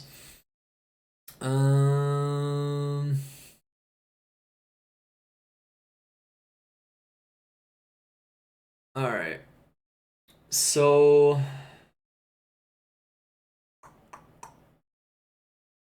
Clay Golems. Clay Golems. Okay, so the thing about Clay Golems, and this is something we'll go over when we get to the starter builds. Clay Golems are like freaking like they're really strong in LOD areas, in areas with less density. But as soon as they're kind of like overwhelmed with map density, they don't clear all that fast. They're effective though. They're effective. They definitely can, and they're very tanky. So if you still want to go pure clay golems in a map, you can. And it is one of those viable mapping approaches, so that's why we put it on here. But you'll definitely have more impact and more fun with this earlier in the game, and we'll explain that in a bit. It's definitely not one of the stronger late game mapping approaches. Dark Pact. Alright, let's get out of the summoning tree, get out of the viable approaches that seem pretty solid for mapping on summon and poison and bone. We have the solitary damage dealing approach in Season 5 for the curses. Well, always has been the case for PD2, I should say. And Dark Pact has been also heavily reworked. So Dark Pact is looking beastly. Now, a new patch was just released that changed the scaling slightly, but it mostly just reduced the early game scaling, and it actually increased the high level scaling. So it looks like it's going to be about the same no matter what. And when I tested it, which looks like it's going to be solid, looks like the testing is still going to hold here. Dark Pact was just blowing up everything. It's rewarding you for using more curses. It's not taking off all the curses. It's insane. You can use it in a dungeon scenario, any group mapping scenario. You would love to have this build with you in your group map or your dungeon. It can level whole packs of monsters even in solo play now. It's especially faster with quick casts as well, so you might not have to break your hand using it anymore, which is even better. So the piano build isn't quite as carpal tunnel-y, I guess. And it's just overall it shreds. Like if cows just get leveled, like I've seen like giant packs of cows, they just drop instantly. You just need a couple of curses out, or more than a couple. You just press Dark Pact and it levels them. The damage got increased. The radius is based on the number of curses. So once again, it's rewarding you more for using more curses and for getting that skill level and that FCR higher. 125 FCR though, plus a lot of plus skills, felt absolutely crazy. And it's magic damage, so most monsters cannot resist this type of damage, and it's going to do a lot of damage in any scenario. If there was ever a season to use this, I've always loved this skill since Season 1 and always hoped it would be better. It would definitely be Season 5. And it's, I would say, almost overpowered. It's almost there. It's almost there. It's very solid stuff.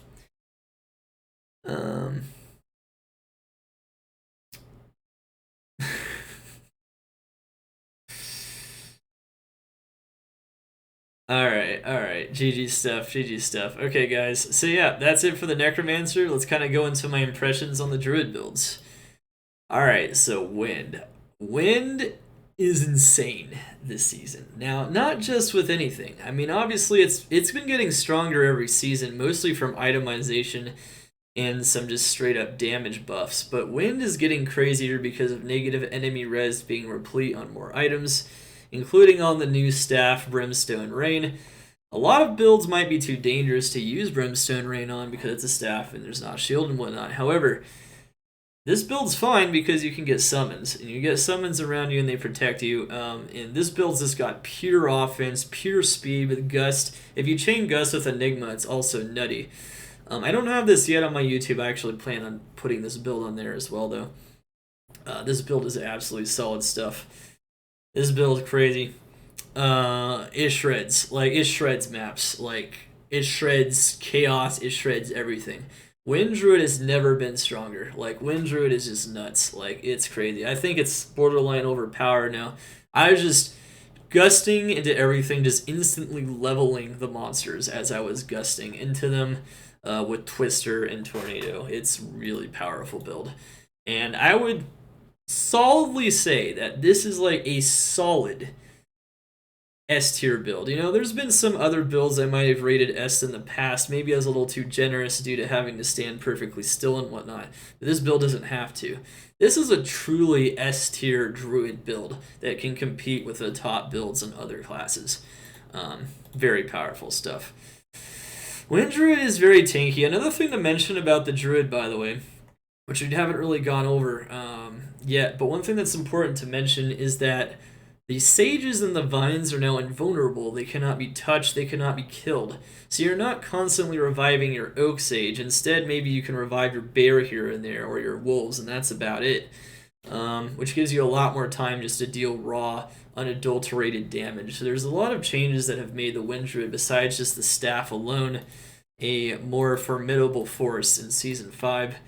And yeah, if you've ever wanted to play a super powerful Wind Druid, this is the time to do it. Items like Horizon's Tornado are also still stronger than ever, so definitely check it out. Also, getting 163 FCR felt pretty much like a cinch, even with a lot of damage. Yeah, it's just a crazy build. Crazy build. Alright, next up, Arctic Blast Hurricane. So, this is kind of a meme, but it's also kind of not. I was doing some absurd damage, and I mean some absurd damage with Arctic Blast Hurricane.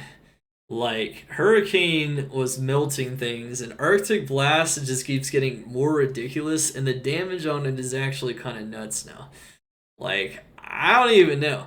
I haven't tested it against Uber bosses, but I imagine maybe it could even melt things like Dclone, so have at it. I mean, it seems pretty capable of doing it. And it does so much damage that you don't even have to sit there and stand and fire the Arctic Blaster very long. Everything pretty much melts in front of you.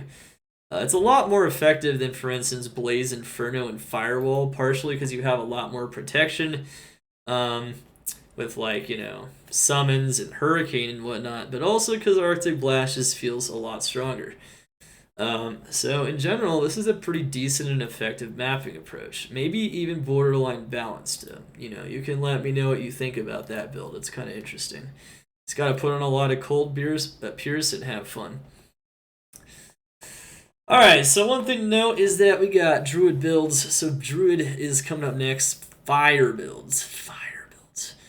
Fire builds. So Fire is looking really strong still. I probably would have rated it a bit higher in some previous seasons, but maybe I was being a bit too generous. I'd say the major weakness of Fire is you kind of have to stand perfectly still while you cast these abilities. And these abilities, you know, they do have their cooldowns, right? So you can't just infinitely spam them. I'd say Molten Boulder is the strongest of the fire abilities, like it's been for the previous 2 seasons. That hasn't changed. But if I had to rate all of the fire abilities together and just the Fire Druid approach as a whole, I would say it's at the high end of strong and balanced. It doesn't feel quite as smooth or as ridiculously powerful as Wind, I'm not going to lie. Like, it really doesn't. There are certain maps that might be solid for fire, like, you know, Blood Moon and a couple of others. Where you're feeling like you're doing a ton of damage. You can go bowling in Shadows of Witch Smarts, for instance, or a Torahan Jungle, and it's going to feel extremely strong. But Wind just has more AoE, and it's got more mobility, and I think Wind is actually going to solidly edge out the Fire approach in Season 5. That being said, though, you can still use Brimstone Rain for this as well. And Molten Boulder is going to absolutely crush, or the physical and fire approaches are absolutely going to crush. So, the only thing that like maybe holds us down from being a slightly overpowered build is pretty much just the fact that there's some extra cooldowns and you can't always use the abilities. And things like Molten Boulder, it's very linear, so the path it takes is not like super high AoE, even though it's really fast. You can rapid fire it, so it's a lot of fun. This is still one of my favorite builds overall. I would highly recommend trying it out and playing it. Firestorm even feels pretty solid now because of a bunch of changes. So there's almost no skill you can't use here that just won't feel like fun. And the fact that you can use like 4 or 5 different abilities with Armageddon just feels amazing. So this is definitely one of the top skills for sure. I mean, it's maybe not an S tier, but it's going to be very strong in Season 5. Druid is F tier for eye cancer. Well, that is true. I guess the whole screen full of fire. Yeah, that's definitely an issue sometimes with this ability. Okay, let's go. I don't know if you got some old eyes, you might want to turn down the brightness or something. Maybe increase turn down the gamma. I think that's pretty much what you're gonna have to worry about with that one. But yeah, the new staff is also amazing as well. But because, like I said, some of the cooldowns do limit the ability to use it as much as some other physical builds, it's still really fun though. Fire is going to be one of the strongest builds, and it's going to be an insanely fun mapper. So once you get some gear, just have at it. And having fire and physical damage at your disposal means that unlike a lot of fire builds, you're going to be able to deal with almost anything. Alright, shape-shifting tree. Shape-shifting tree. Also, I will also mention that Fissure also lost some early game scaling, so maybe as like an ultra early game approach, it might be a little bit weakened now. And as a late game approach, it might even be a little stronger. That was untested though, it just came out in the new patch. Sorry. I think that's the last thing to mention actually from the new patch that actually matters. So, but yeah, that is one thing I want to mention because there are a couple skills I can already say live now that haven't been fully tested at the new values. However, with that change, with the increase in late game scaling, kind of like Dark Pact also got, it shouldn't be affected for late game at all. It's mostly these early game changes trying to adjust it for early game. Alright, it's mostly, the only one I'm really is a big question mark from this new patch is Fire Golems. This is the only skill I'm not sure about, because it looks like there's some heavy adjustment they made, and I'm not exactly sure what it is. So I'm not sure how it will feel when you play it, but I'm pretty confident it's still going to feel balanced. The biggest change was when it was broken from being adjusted to balance, so I think you're still going to see something pretty similar on that. Just some radius adjustments and maybe some damage value adjustments. Alright, shape-shifting tree. Let's go into, okay, so this is where stuff gets really fun. This is where stuff just gets a ton of fun. Insane stuff for real. Shape-shifting tree coming out with Bear Shockwave. So Shockwave feels crazy now. Especially if you use that new staff, once again, Brimstone Rain, with that negative enemy physical res and FCR. 163% FCR Shockwave. I have it on my YouTube. I already posted it on there. You gotta check this out. It flattens maps. It flattens monsters. It flattens packs. You don't even need that much mobility, but you can use Hunger, of course, to increase your speed. And, of course, you can use Vigor on an Act 1 Mercenary with Amp proc using Wrath or a Wild Witch String Bow. And overall, this is just, once you get that Amp proc, once you get that crazy damage, oh man, and it's got crazy radius now because of a change in Season 5, and the radius is just feeling good. It's flattening monsters. It's still limited a bit in its mobility and the fact that you have to stand perfectly still, while you cast it, and then you cast the other things. So it's not going to be broken. It's not going to be an overpowered skill, but it's going to be solid though. It's going to be super solid, and it's going to even be pretty solid for early game as well. So yeah, definitely check that one out. Bear Shockwave is looking really strong. If you ever want to play a Shockwave Druid that's no longer a meme, it even stuns. So this is another approach that I'd say really bangs for group mapping. And you're going to see that when I get some ratings over here on the side. Hey, thank you, man. All right. Another approach that might surprise you as being even stronger this season is Rabies. And this is partially because the Poison Creepers can no longer be targeted. This was definitely the pain point of Rabies, as you constantly had to revive your Poison Creepers so that they would deal their negative enemy res. But now they don't even get hit, and neither does your Oak Sage. So all you gotta do is run around and tag monsters. You tag monsters go tag another one that's kind of nearby, and everything starts dropping. Maps like, especially like cows, are incredible because they're wide open. But even maps with that are a little bit more linear, like River of Blood or Throne of Insanity, are going to fall over. They're going to fall over like dominoes. Rabies is incredibly strong. It is incredibly a strong ability. The more density, the better. Definitely want to test on high density maps, or you want to play on high density maps if possible. Density makes this ability even borderline broken. So if you get the density high enough, it might even be S tier, based on what I could see. I would say overall, though, I mean, it's not consistent enough to be S tier in my opinion. It's just a really strong, balanced build. However, Rabies is no joke. You definitely won't be disappointed playing a Rabies Druid and crushing that density with Rabies. Yeah, it's definitely a fun time, and it doesn't feel, like I said, nearly as annoying as it did in previous seasons, especially because of those summon issues. And there's a lot more tank. You can just focus on keeping your tanks up as well, and keeping yourself alive as you tag and smash monsters. Yeah, Poison Creeper's not strong though. Bear Wolf Fireclaw. So we tested this at the very end of closed beta, and Fireclaw overall still feels pretty solid, especially if you use like a two-handed weapon. The one-handed weapon approach is still not insanely strong, so don't do the Phoenix thing. You're probably better off going with things like Earthshifter and things of that nature. Maybe the Hell Rack as well. Very strong ability. Does a lot of damage. The AoE effect though doesn't do as much damage as you might think though, and overall it's kind of limited in its scope to the monsters it can attack. So it is on the low end of strong and balanced, but it definitely clears monsters very effectively, especially in lower tier maps, like tier 2s and tier 1s. It's stronger than most builds, so it's gonna flatten maps at a pretty good rate. Wolf Fury. So Fury is not a joke build either for mapping. When we're talking about late game mapping, Fury is probably one of the fastest, if not the fastest, pure physical build. Speed, just crazy. I mean, for a pure physical build, it crushes incredibly fast.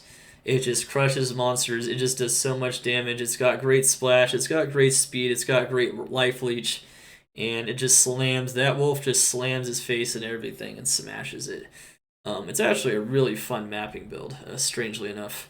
It's not just an uber killer. So Fury Wolf is going to be a really great choice for just about everything. All-purpose, awesome build. Very, very good indeed.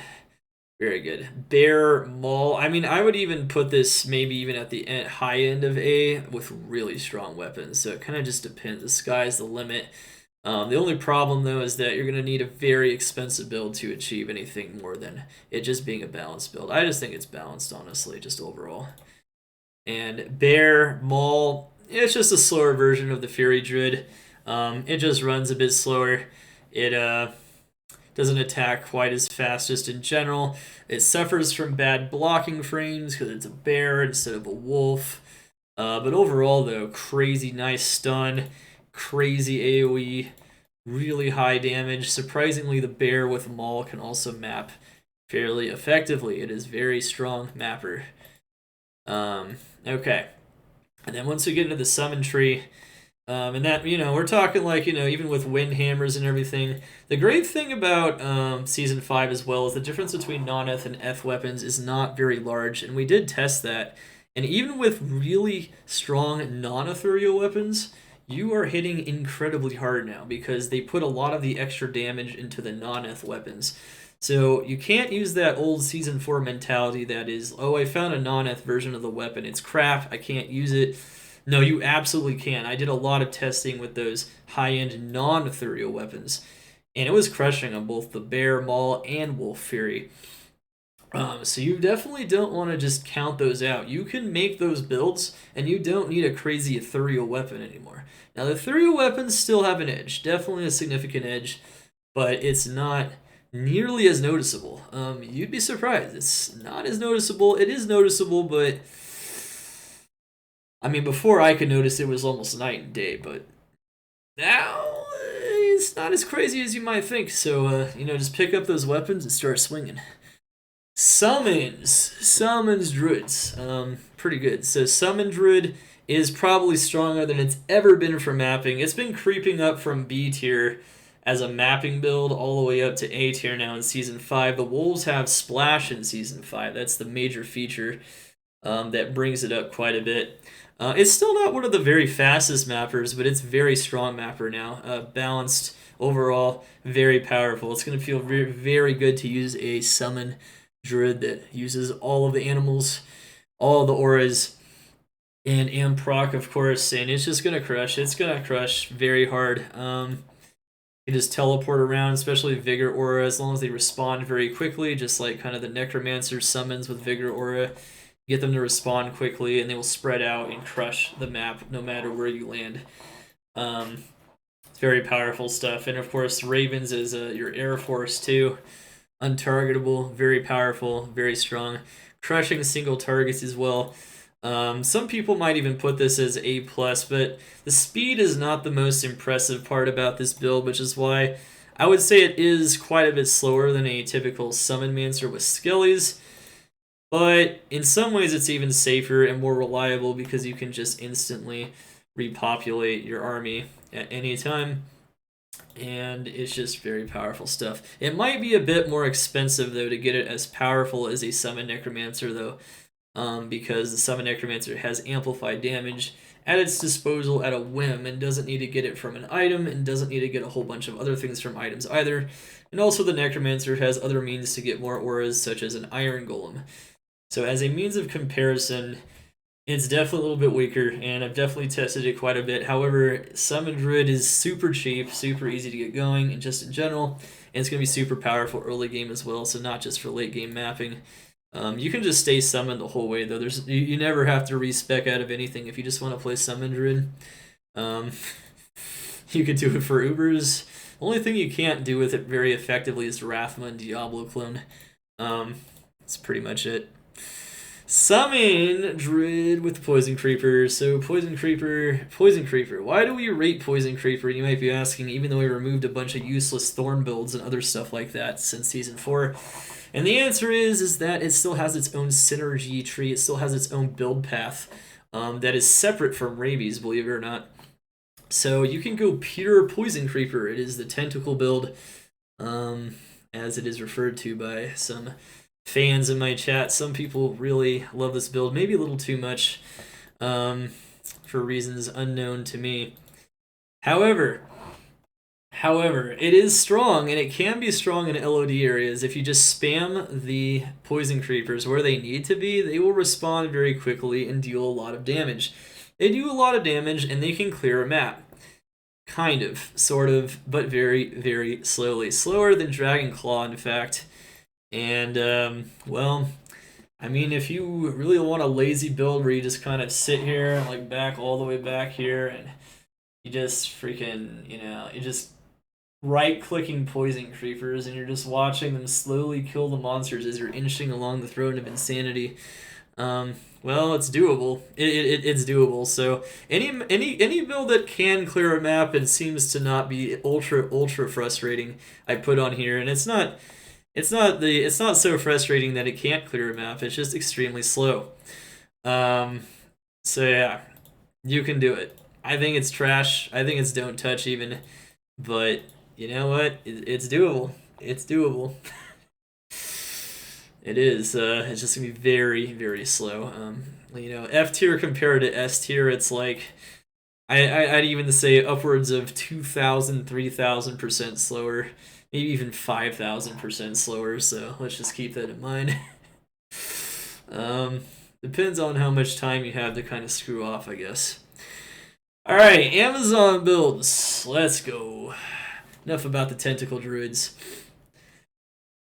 Oh yeah, how dare I use such numbers against greatness? Oh, well, I did test it. I retested it this season with the untargetable Poison Creepers, which, makes it even more viable because they're untargetable. And yet, It's just slow. Maybe in the future it'll have a bit more of a presence. Amazon builds Lightning Fury. Lightning Fury. Okay, so Lightning Fury is still insanely strong. They didn't make any significant modifications to this build whatsoever this season. As a matter of fact, it's pretty much as strong as it was last season. You'll notice the rating is unchanged. It still destroys in group mapping scenarios. You do need a lot of gear and plus skills to make it really strong, especially for solo mapping. However, I did retest it just to see the power again, and yeah, I mean, if you get the right gear, if you get teleport, you just blast whole swaths, whole screens of monsters into oblivion. It's just extremely powerful, and for group mapping, it's really your best friend because you can sit back and you can shred pretty much all the monsters all at once on the screen, and you can keep firing. So as a group mapper, it's definitely one of the best group mappers as well.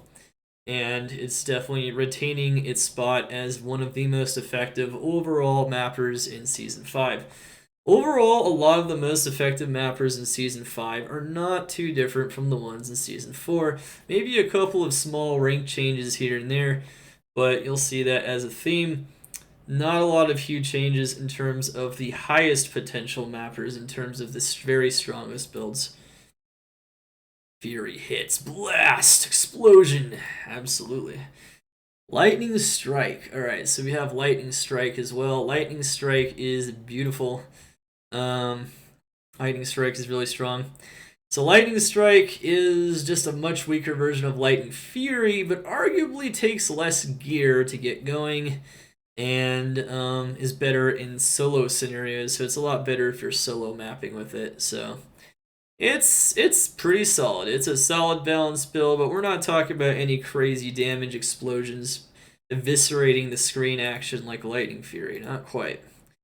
Power Strike, you can map with just Power Strike, and it's fairly effective. I would say, though, it's just more effective than some melee skills. Yeah, like maybe Zeal and whatnot, which is a bit below. And, you know, it has a decent AoE, so you can definitely just run into stuff and pound it. However, you're also at the whim of monsters, so it's a little dangerous as well. And it doesn't have crazy AoE, so it's just a pretty solid ability that can be used. No major changes in Season 5, though. It's kind of mostly just been recalibrated to be adjusted to where all the other builds are currently at in Season 5. Poison Plague Javelin. This build would be probably even higher rated than this, but you do have to stand kind of still, and the abilities don't instantly kill everything. It does take a little bit. However, the damage is crazy, and especially early on, you can destroy packs of monsters no problem. In areas without poison immunes, this build is very, very effective. Some might even claim it's on the high end of balance, but no matter what, it is a very strong build, so have no problem, man.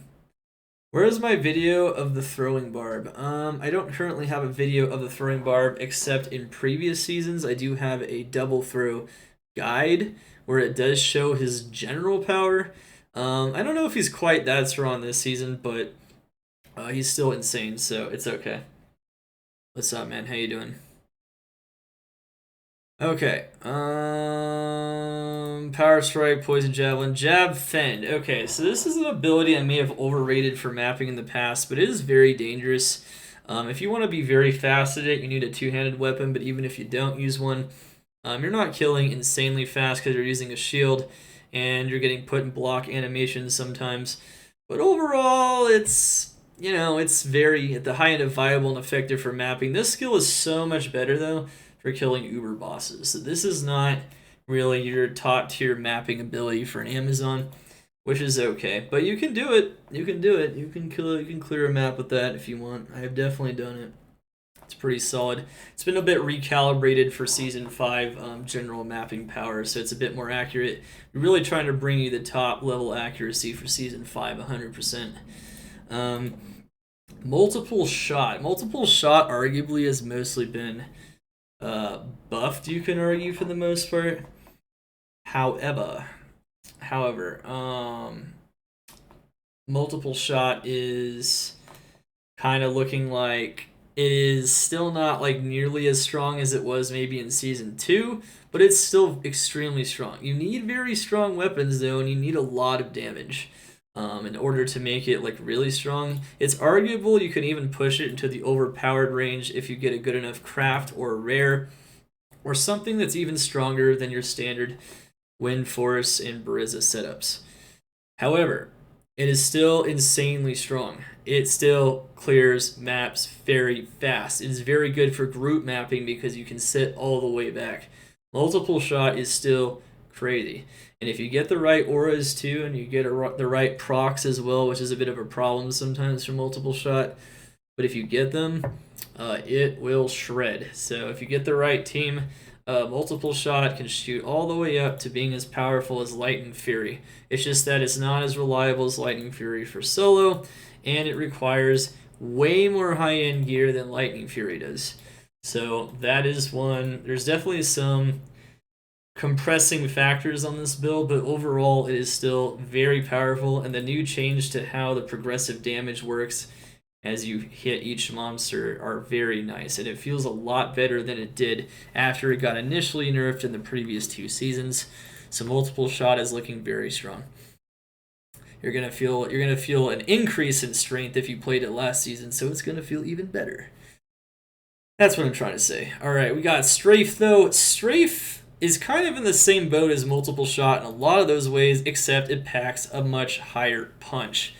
The main weakness of Strafe, though, is that you have to sit perfectly still, but the main strength of it is it can flatten monsters that are even off-screen in a huge radius.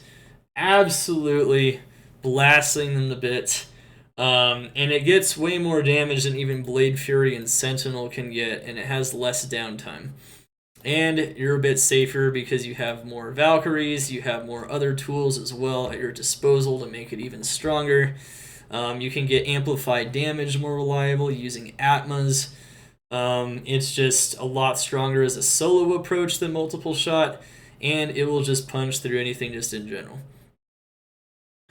Demon Machine multi-shot proc with Strafe, that is correct, it does. It does. However, that is not the strongest approach, though. You're going to be using those classic powerful bows or crafts or other things.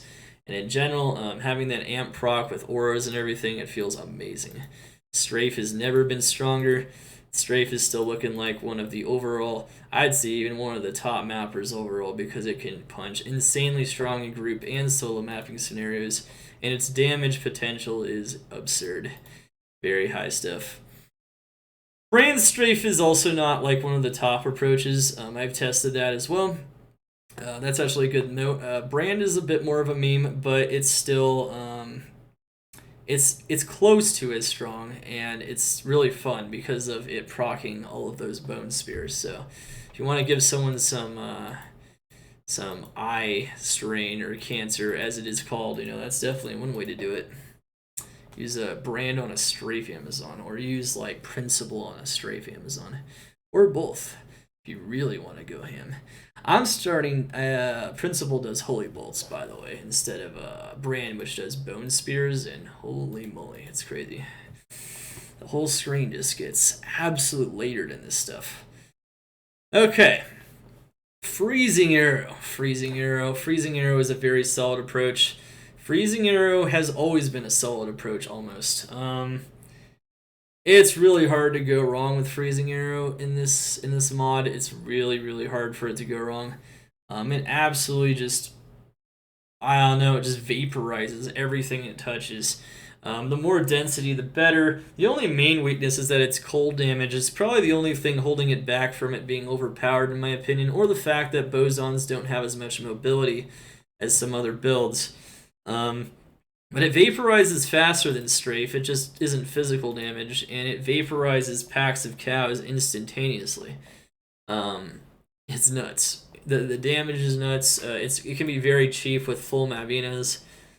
Freezing Arrow is still one of the strongest Amazon builds overall, no doubt. Fire Immolation Arrow.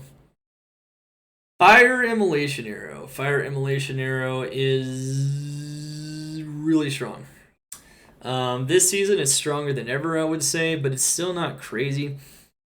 It's definitely looking like it's getting closer to Freezing Arrow. Immolation is insane against single targets, but Fire isn't like anything too absurdly special when it comes to flattening packs of monsters, so there's that.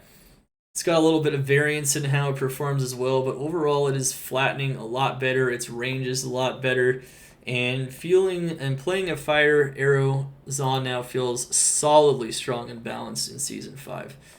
And yeah, it's just really good. I really like the changes to it.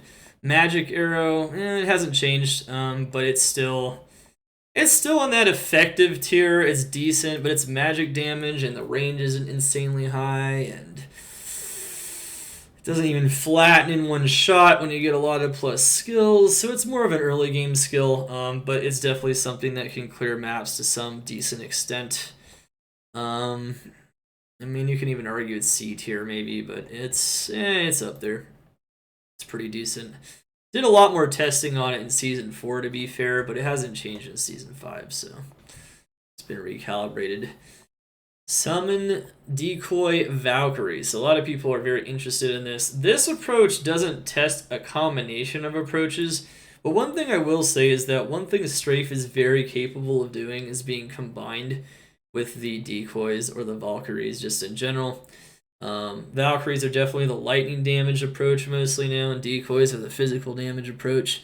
And these things are extremely powerful when you get plus skills, auras, and amp damage.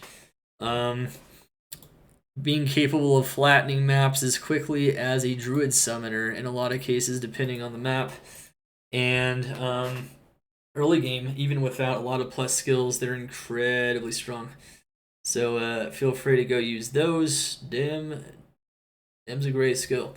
A lot of people ask me about Summon Amazon, and I'm thinking about posting my test video of having them at full power so you can see what they're capable of.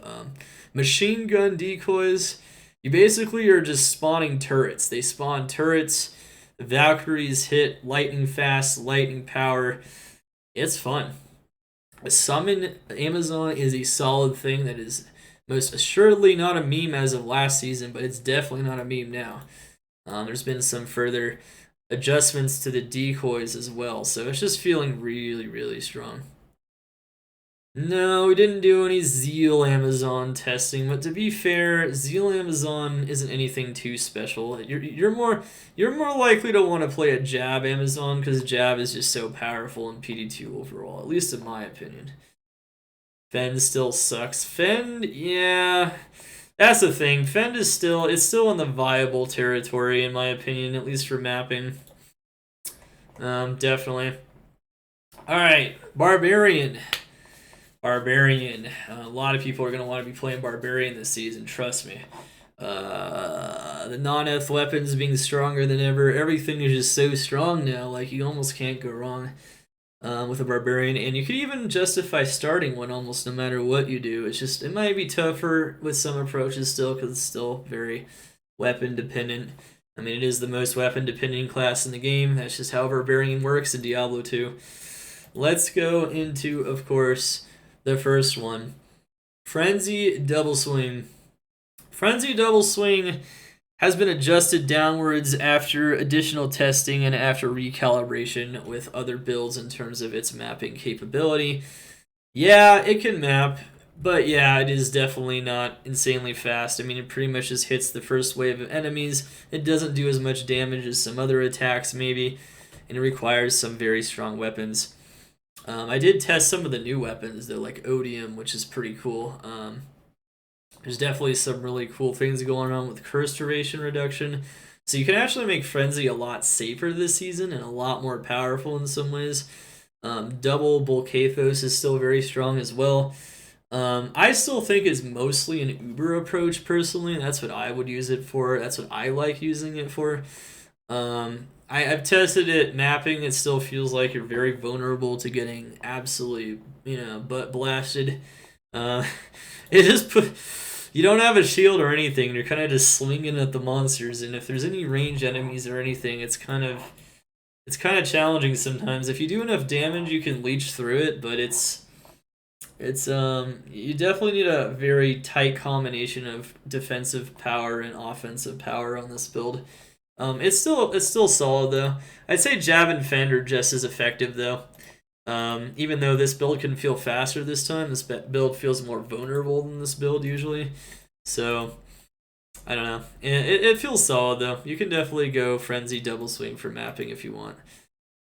But if you want a really solid summon, if you want a really solid approach when it comes to mapping, look no further than Whirlwind. Whirlwind Blade Dance on an Assassin is definitely one of those high-end approaches on an Assassin that feels amazing. But Whirlwind on a Barbarian is definitely on that border of being maybe a bit too overpowered. And people complain about it being weak, which I can't possibly understand. I show it off all the time. I show off all this footage. I show how powerful it is. It's crazy. It just shreds everything. It's like a Beyblade. It literally cuts through the map like butter. All you need is enough damage. You don't need to sit there and, throw a skill. No, we're talking just like cutting through monsters. You can be a bit vulnerable sometimes, but it life leeches insanely effectively. You're constantly leeching. The two-handed approach in some ways might even be better than two one-handed approaches now because it attacks the frame faster now. Same thing on Blade Dance. It's something to keep in mind. So using the two-handed approach to feel a bit more effective. Also, with Stone Crushers being nerfed, it's something else you should also take into account. I really like just using like this plus maybe even a Barbarian Mercenary with Whirlwind. So a Barbarian, a Mercenary that also does Whirlwind and does Battle Cry and has Might and Fanaticism from items. Woo! We hate Bow too, and oh man, it's just double Whirlwind action. Oh man, it's so strong. It's so strong. Whirlwind is crazy powerful. I mean, it definitely falls off a little bit in group mapping, don't get me wrong, but when it comes to solo mapping, this is one of the fastest builds. And being able to wield more damage than a Blade Dance Sin makes it especially even without pre-buff or pre-buffing Venom like Blade Dance might have to do. Whirlwind is crazy. Whirlwind is crazy. It's some crazy stuff. It's a crazy ability. It just flattens. It flattens maps. It flattens them. You just do damage. And I think the other weakness is that it might be a little expensive. But remember, non-ethereal weapons, which I have tested, aren't that much worse than ethereal weapons in Season 5. They really aren't. I was testing with non-eth weapons and destroying. And they're talking just with some sockets. I mean, we didn't have corruptions to test, so just keep that in mind. It's really strong. It's really strong. This ability is going to feel amazing. Leap attack. Leap attack definitely feels like a more vulnerable version of Whirlwind that doesn't hit quite as many enemies as fast, but can still flatten monsters incredibly effectively with tons of damage and very fast with a very fast leap. That being said, I'd say Leap Attack is balanced. I'd say it's at the high end. It definitely feels like one of the faster abilities, but it's not Whirlwind. Whirlwind's bad. So Whirlwind's definitely got an edge over Leap Attack after testing again. Double Throw. Alright. Oh, man. What to say about Double Throw? Double Throw... I have like a love-hate relationship with this ability, but I also kind of, in some ways, it's like my least favorite ability. And I know it's like a lot of people's really favorite ability because of how effective it is. Some people start this every season and it works. One thing I don't like about it is that everybody plays it, and I hate builds that like everyone plays since Season 1. It has been played ever since Season 1. This has been the build that people play. If you're playing a Barbarian, you see it all the time, especially in group maps. It has, in my opinion, no weaknesses. No weaknesses. It doesn't have any significant weaknesses, which is one of the things that makes this build kind of frustrating for me. It can be played from a range, so you can play it in a group very effectively. It destroys dungeons, it destroys maps, it destroys them solo, it destroys them with just non-ethereal weapons. It destroys them with really good weapons, even faster. It destroys Ubers. It destroys Dclone. It destroys Rathma. It destroys... You don't need any gear except for the weapons. I showed that off this season. It's hilarious. It slaughters any kind of map that has a narrow corridor. It absolutely slaughters it.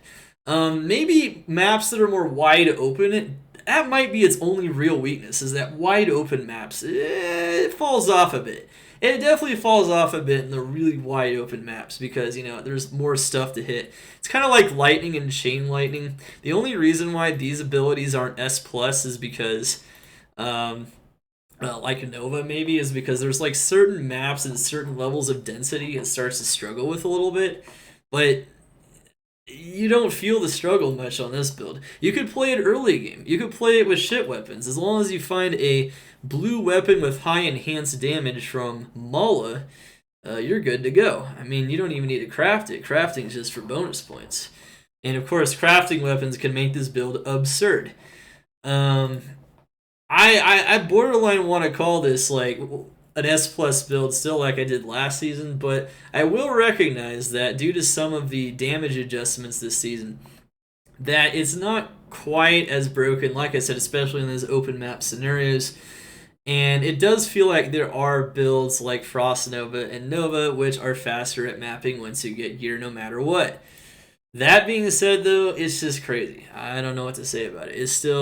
It hasn't changed. It is still one of the most effective mappers in the game overall. It's like top 3 in my opinion, at least top 5 if you're a bit of a harsher critic of this ability. But you don't even need to pre-buff anything anymore. The other crazy thing is they made increased speed. So they rebuffed the damage after adjusting some of the damage numbers and weapons. And then they created a way to get attack speed using increased speed in your passive mastery skill. So now, if you're lacking attack speed, like on any kind of weapon whatsoever, who cares? You can max out your attack speed even without pre-buffing Frenzy now. So you don't even have to hit some monsters with Frenzy and then start absolutely eviscerating everything in front of you in a lightning flash. No, we're talking like you can just start doing it. I don't know, man. This ability is always going to be strong, and I got nothing to say about it. All I gotta say is if you want a really strong mapper for anything, or just a character that does anything at all and can do anything in the game, you're not gonna have problems with double throw. Double throw, especially if you get like maybe a help from a Necromancer for Ubers, like it's ridiculous. It's ridiculous stuff. It's even then though, it's fully capable of doing whatever it wants to do in the game. Period. Alright, Warcry. Okay, so Warcry is busted. This is one of the lesser known busted builds, though. I feel like there's more people that understand, that double throw is usually the go-to bar build no matter what level of gear you have or no matter what you're doing. However, Warcry, if you get gear, if you get Enigma, if you get FCR, if you get negative enemy physical res, can flatten maps. This is physical Nova. So you can go over to Frost Nova here and it has more versatility. It can flatten any monster with Battlecry and Amp with Reaper's Toll. It can flatten anything. Frost Nova can't even flatten every monster. It might be a little faster in some scenarios, but this is like, we're talking like just flattens things in 1 or 2 shots. No matter what it is, whole packs of cows flattened. Flattened, flattened, flattened. I think I already have this build on my YouTube actually, so you guys can check this out. If you don't believe me, Physical Nova is insane. It is an absolutely insane build, and you can even start out with it as long as you get some FCR and plus skills. It's not the best starter. We're not talking like double throw tier, but it's definitely there. And of course, it's capable of the best possible efficiency for farming Travancore in the game, which is one of the best, if not the best, LOD farms in Project Diablo 2. So yeah, that's a tasty build. Obviously, you can use it for gold find. Item find has been buffed too, so there's actually some reasons to suspect this build is even stronger than it ever was. I still think this build nuts. Like there's no weaknesses. It's absurdly tanky. Absurdly tanky. Even the high-end gear is not absurdly expensive. That's another thing about this too. It just requires FCR and plus skills and negative enemy res. Brimstone Rain can be used as a staff. Bam. Yeah, it just flattens. I got this build on my YouTube. Like I said, I demo this one, so this one's got an active demo already. I do want to upload some more active demos so you guys can see them in real time as I tested them on the closed beta for Season 5. That one is one to look out for, though. People really sleep on Warcry. I just gotta say that.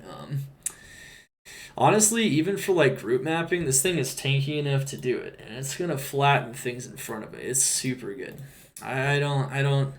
You just get crazy high level battle cry too, so it's in crazy high utility, crazy high level battle orders. Yeah, it's just got insane utility too. It's just really, really lacks weaknesses for sure. Double throw is not slept on. That one definitely is quite a bit. Here we go here. Warcry is gonna be your main farmer. Oh yeah, dude. Go for it. It's insanely strong. Alright, Zeal Barbarian. Zeal Barbarian's been retested since Ferocity and since Exile's been adjusted and since we got Purgatory for some extra block chance. And it's still just as fast as a mapper. It's been adjusted down though to reflect a more realistic appraisal of its mapping clear speed though. It doesn't have tons of AoE or anything. It's insanely tanky though. And it's also insanely capable of destroying Ubers as well, so definitely take a look out for that one. Ferocity plus any really high damage weapon can honestly make this character hit harder than a standard Zealer as well in a lot of scenarios. So this is not a joke build. A Zeal Barbarian is a very powerful build with all of the extra tools and utilities that a Barbarian has. I played it last season and it killed Ubers effortlessly, even on hardcore. It was super safe. Recommend looking into that one for sure. I think I made a guide on the Zeal Barbarian. I think I did. I think that's on my YouTube from last season, so if you guys want to see something that's kind of similar to what you still want to do, even with the Exile Decrepify changes, you can just make some small adjustments. No, it doesn't change for hardcore because the only thing that changes for hardcore is using less plus skills in more defensive gear or less damage in more defensive gear. So it is across the board, everything is weaker in hardcore at about the same degree. It's really... You're talking about micro amounts of differences maybe when it comes to comparing builds softcore and hardcore. It's not significant. This is a tier list that is usable for softcore and hardcore. One thing I will mention is that most of the testing I do is with softcore builds because I realize most people do play softcore. I myself play hardcore, so I don't use my hardcore bias to judge these builds, but I do recognize how to build them in hardcore and how it's different. There's just differences that will lower the power of all the builds across the board. That is how hardcore works. You just have to sacrifice pure power and pure damage and pure mobility and pure speed and pure MF for more of that other stuff. Magic Find and other stuff. Alright, Wolf Barbarian. Wolf Barbarian, to me... with a lot of the changes to Fury, Druid, and whatnot, and all the new Druid helms and everything, like Ursa's Revenge, or whatever it's called, I think that's Ursa's Revenge, or Ursa's Nightmare, sorry. Wolf Barbarian's definitely not feeling as strong as a typical Fury Druid for the first time. In a lot of previous seasons, I could actually say the Wolf Barb was stronger, but I actually think the Wolf Druid is stronger now. But it is still a very fast mapper, though, so... Fury Druids, Fury Barbarians, both map very effectively. However, we're not talking like, broken speeds, but we're talking effectively. It's very effective. Feel free to use your Rib Crackers, your Tomb Reavers, and of course your Wind Hammers socketed to the brim. You're going to be powerful. Wolf Barbarian is solid. It's been tested quite a few times in addition to the Wolf Druid. Brinchon needs so much to follow. Thank you, bro. I know I'm not really I'm not announcing the follows and the subscribes right now, but thank you guys for all the support. We got the Paladin builds. So Paladin, as you might notice just from looking at it, has 0 S tier mapping builds. I'll be your best friend in this forsaken. And you might be thinking, what? Paladin? No S tier mapping builds? Yeah, it's kind of strange, actually. But there are still some builds that are insanely strong and are potentially nearly S tier with enough power. So it's not like the Paladin is a bad class or anything. I'll just kind of explain why here in a second, though. So, Fist of the Heavens, for late game solo mapping, a lot of the wind has been taken out of its sails. Got a heavy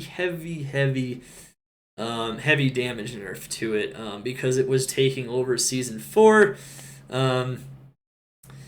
Paladin has been heavily nerfed in terms of the Fist of the Heavens damage. You can definitely still solo map with Fist of the Heavens, and it's still got nice AoE and it's decently effective, but you will definitely feel the pain compared to last season. I'd say it's a whole tier weaker. One thing it's still very good at, though, is group mapping because it has all that AoE, kind of like Lightning Fury, and you also get a very powerful Conviction aura, especially usually in a group scenario or a dungeon scenario. So having a Fist of the Heavens Paladin with you in a dungeon is still going to be very strong, which is why it's still rated A. Honestly, I'd rate it B if it wasn't still better at, like, if it didn't have all that versatility, because the speed is not really that impressive anymore. To be honest, the damage is pretty low. Holy Bolt. Holy Bolt got a buff, actually. So now Holy Bolt, in a lot of scenarios, is feeling like it's better at mapping than Fist of the Heavens. However, it doesn't have nearly as much AoE, and it's more limited in its scope. It's a lot better for LOD farming still than mapping. Fist of the Heavens still feels like it can clear more monsters faster, especially with really high density. But Holy Bolt in narrow corridors is actually outperforming Fist of the Heavens now, which is interesting. Again, Holy Bolt got heavily nerfed like a couple of seasons back, and it's actually coming back up. Holy Bolt is a lot stronger in early game and grouping scenarios and dungeon scenarios and things of that nature, which we will explain here in a second. Blessed Hammer. Does Holy Bolt shotgun? Yes, it does. Holy Bolt's very strong against single targets. Blessed Hammer. Blessed Hammer is arguably the strongest Paladin ability in Season 5.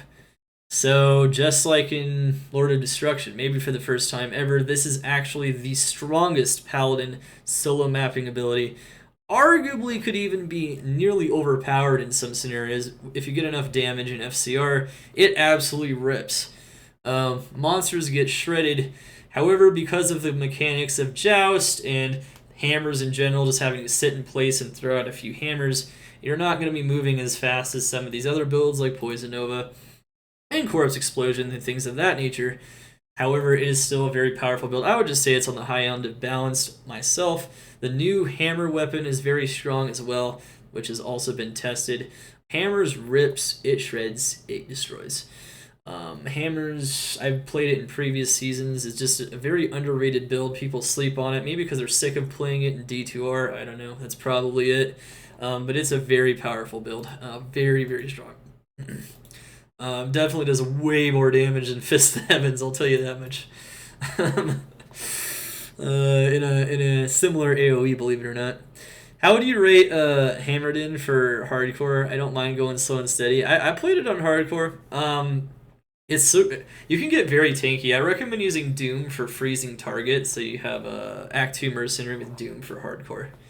Yeah, absolutely. It's solid for hardcore. Yeah, it's good. I never lost a Paladin to Hammerdin in hardcore. I've made 2 Hammerdins before, so it's just getting stronger every season though.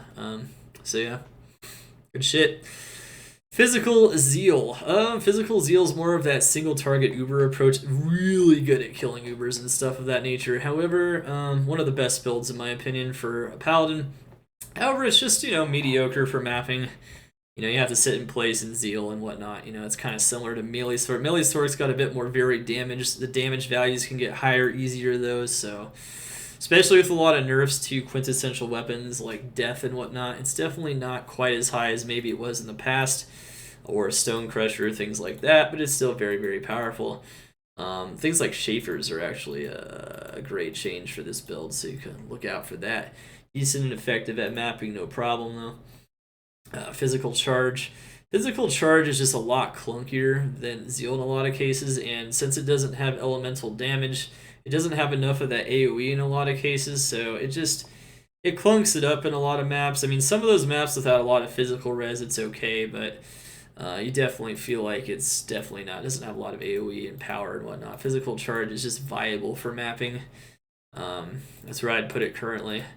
If you go two-handed charge, though, it's a little different. So, but that's really squishy. So it's got some severe weaknesses. You can go two-handed charge, and it might feel like the speed of like B plus even or A minus, but then you give up Holy Shield, and you're a Paladin, and you don't have any other defensive abilities that are going to be able to keep you alive. So in those high-end mapping scenarios, it's scary. It's kind of dangerous. It's just very inconsistent stuff.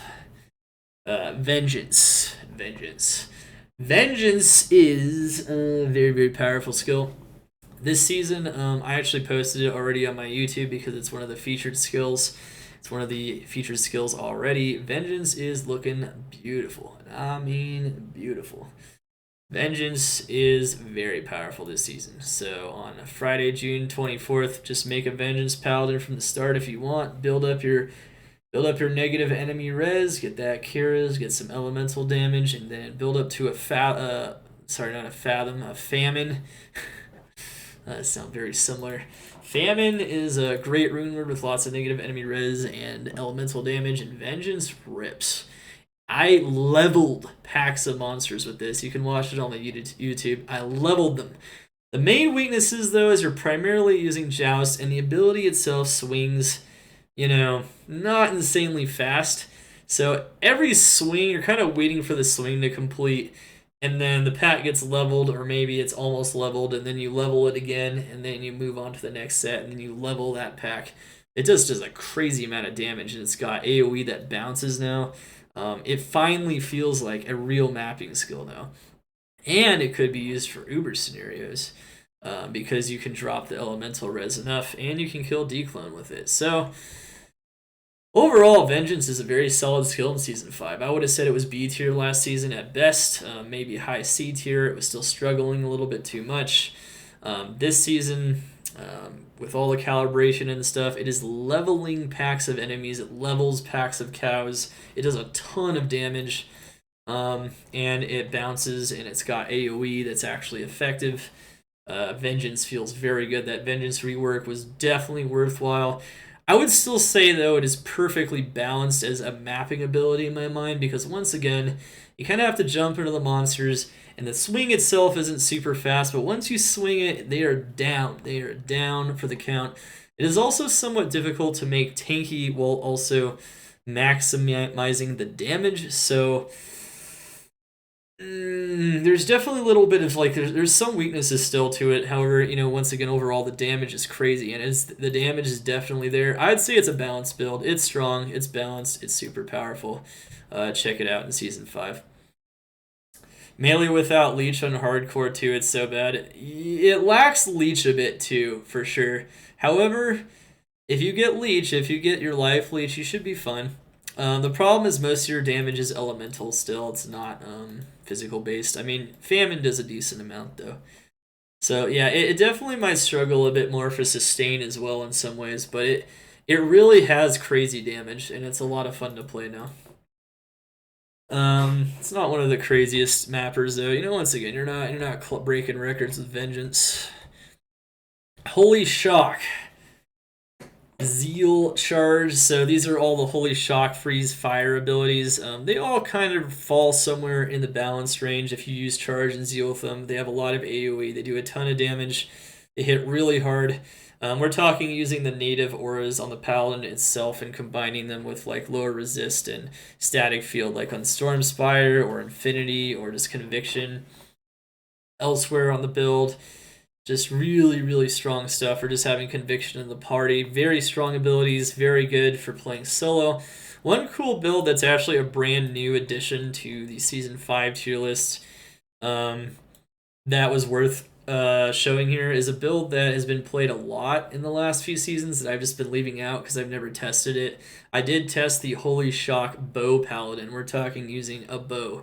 Yeah, like Endless Hail or Widowmaker. I'd say Endless Hail is even more effective though. Using Holy Shock plus a bow like Endless Hail for strafe, a strafe Holy Shock Paladin is actually really strong. Like it's not a meme at all. It's stronger than any of the melee enchant approaches you can use on a sorceress, and it's way stronger than sorceress bow enchant. And it's because of just how much damage Holy Shock gets.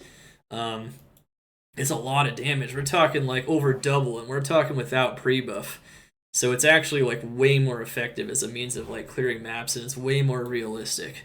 The only problem with it is that it doesn't have a shield, so you can die very easily. But its damage is crazy. It actually is a lot of damage. Also, you're standing perfectly still while you're strafing. You know, you're not quite as fast in some scenarios. You can have Vigor Aura, but yeah, I mean, we're not talking like really powerful physical strafe either, because you know when we get down to brass tacks, that is going to be a lot stronger from an Amazon. And an Amazon has way more defensive capabilities and Valkyries and things of that nature. So we're not talking about anything quite that safe and powerful, but we're still talking about a very effective ability. I was actually wondering if I should rate it like a solid A. It's kind of somewhere in there. Kind of depends on how you rate it, but I'd actually say a bow paladin is a serious build. It's actually very strong. I'm actually ashamed I never tested it and had it in previous iterations of the list, because it's actually a solid build.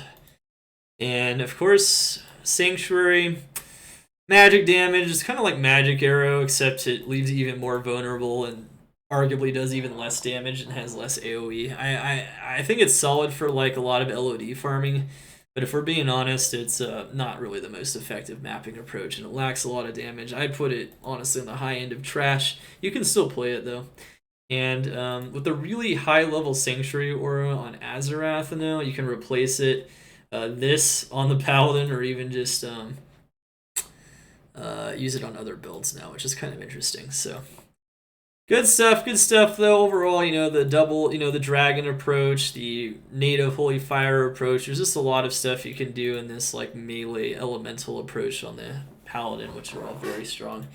So definitely try them out. I still think Holy Shock Zeal Charge though is better and safer and more powerful than Bow Paladin, because you can just run into stuff and jump into it and melt it, but Bow Paladin does feel solid, and it's fun, and it's interesting. It's an interesting build. Alright. Yeah, that's actually a solid approach. Glock Rivers with the Schaefers and the static field on Zeal, yes. Was Valk nerfed? So you can still do Ubers naked potentially, and so we'll get into that here in a second. So I don't know if that's going to get... It wasn't nerfed since I've seen it tested, or since I've seen the damage numbers. Alright, so, you know, I keep up to date with other people's testing, too, if I can. Just so I can understand, you know, if there's other approaches that I'm not using, or things I don't understand about these builds, because, you know, Diablo 2 is a very complicated game. There's a lot of setups you can test, and I usually test multiple setups on multiple builds, especially if I feel it's necessary. Alright, so let's go into... I'm going to answer a couple questions here. How would you rate the chance of survival of a Charge Bolt Sorceress using Infinity Staff with Cyclone Armor? If you stand way back, it's fun. You're definitely going to need an Act 2 Mercenary in front of you. You might be fun. The only main issue with that build is you're gonna want damage reduction for sure. You're probably gonna want to use Crown of Ages and Dungos, and then you might be able to get away with it, Gulzar, with a Charge Bolt Staff Sorceress in Hardcore. Yeah, you could do it. You could do it. Alright, so we got some summaries here, some data summaries on the side here. That was the late game mapping tier list. Overall mid-high late game mapping power, which is, you know, usually when you're mapping and you're finding items efficiently, and if you want to get rich. Of course, anything in the S tier, which I would think is somewhere between borderline overpowered, maybe balanced, to anything that's solid overpowered, solid S, S+. Those are going to be very effective, fast mapping builds once you get your full builds. Anything green is going to be a very solid mapping approach, and anything light green or below, it's going to start to lose a significant amount of effectiveness, start to feel a bit slow and sluggish, and then it starts to feel really slow and sluggish once you get to yellow, and then orange, it just feels frustrating maybe. and red it feels very frustrating and very slow in some cases. So, but they are all capable of doing it. And remember, this is an awesome game with so many modifications to skills that makes them all viable in some way.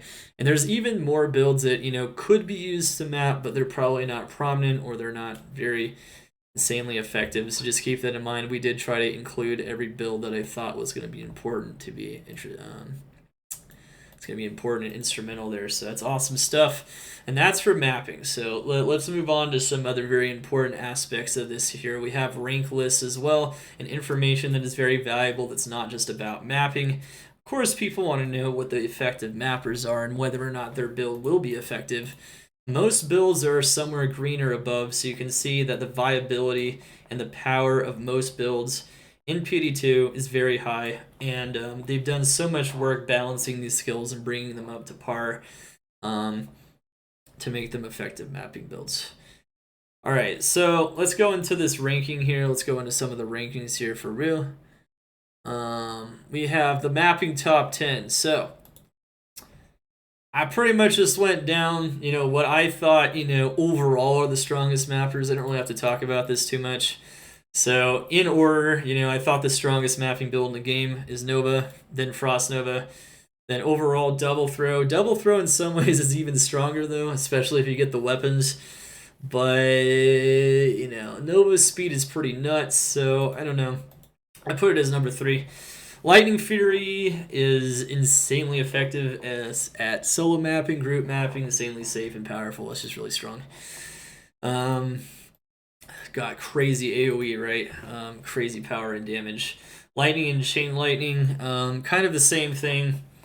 Very, very effective, very strong. Doesn't move quite as fast as Nova in some ways, but it's very powerful. Does suffer a bit at really high density. Kind of like maybe Double Throw does a little bit. Warcry is absolutely nuts. Physical Nova.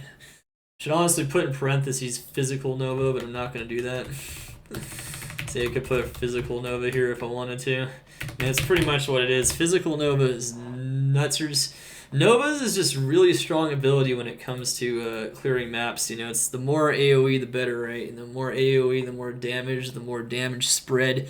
Usually the better it's going to do in a map. And Warcry has no weaknesses, can break every physical immunity, and can absolutely slaughter everything extremely fast with high FCR and mobility, especially with Enigma. Thank you, Domination, man. Wake of Fire, I thought maybe comes next.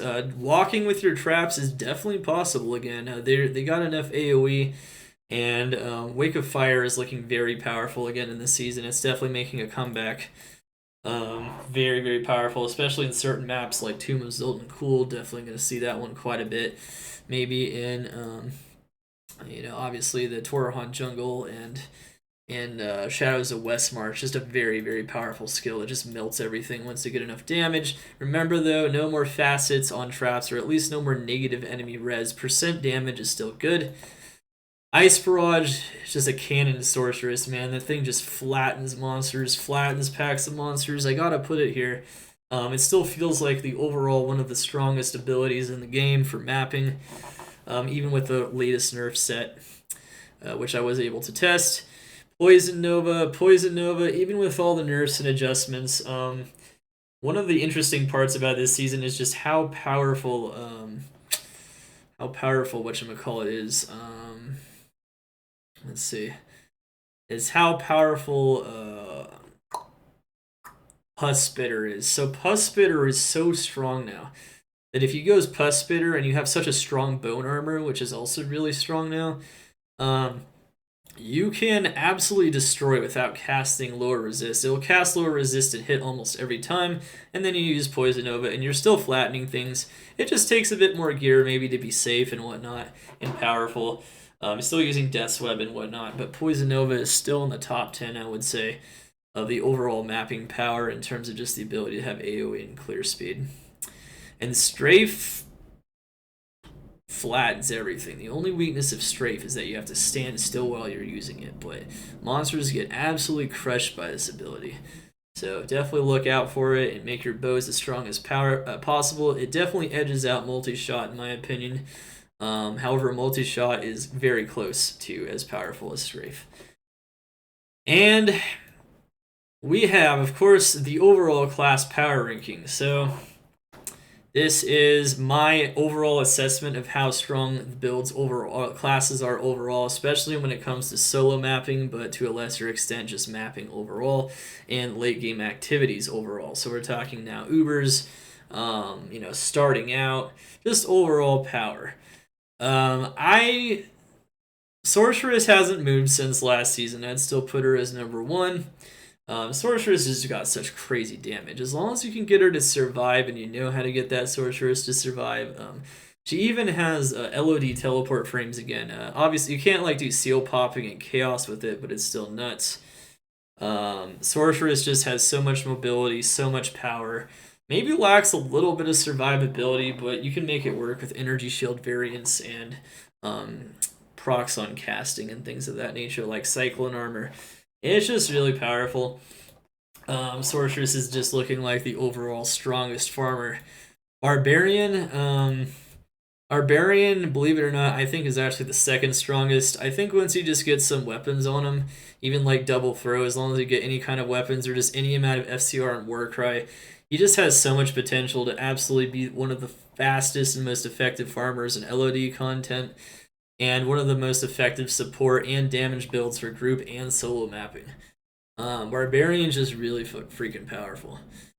Amazon overall is very powerful, so making an Amazon is a good investment as well. Once again, you got Lightning Fury, Freezing Arrow, Strafe, Multiple Shot, so many builds hitting those top tier benchmarks, even Poison Plague Arrow, Jab, and even Summon Amazon. Just so many builds just being so powerful on the Amazon. It's hard to go wrong on the Amazon on a build.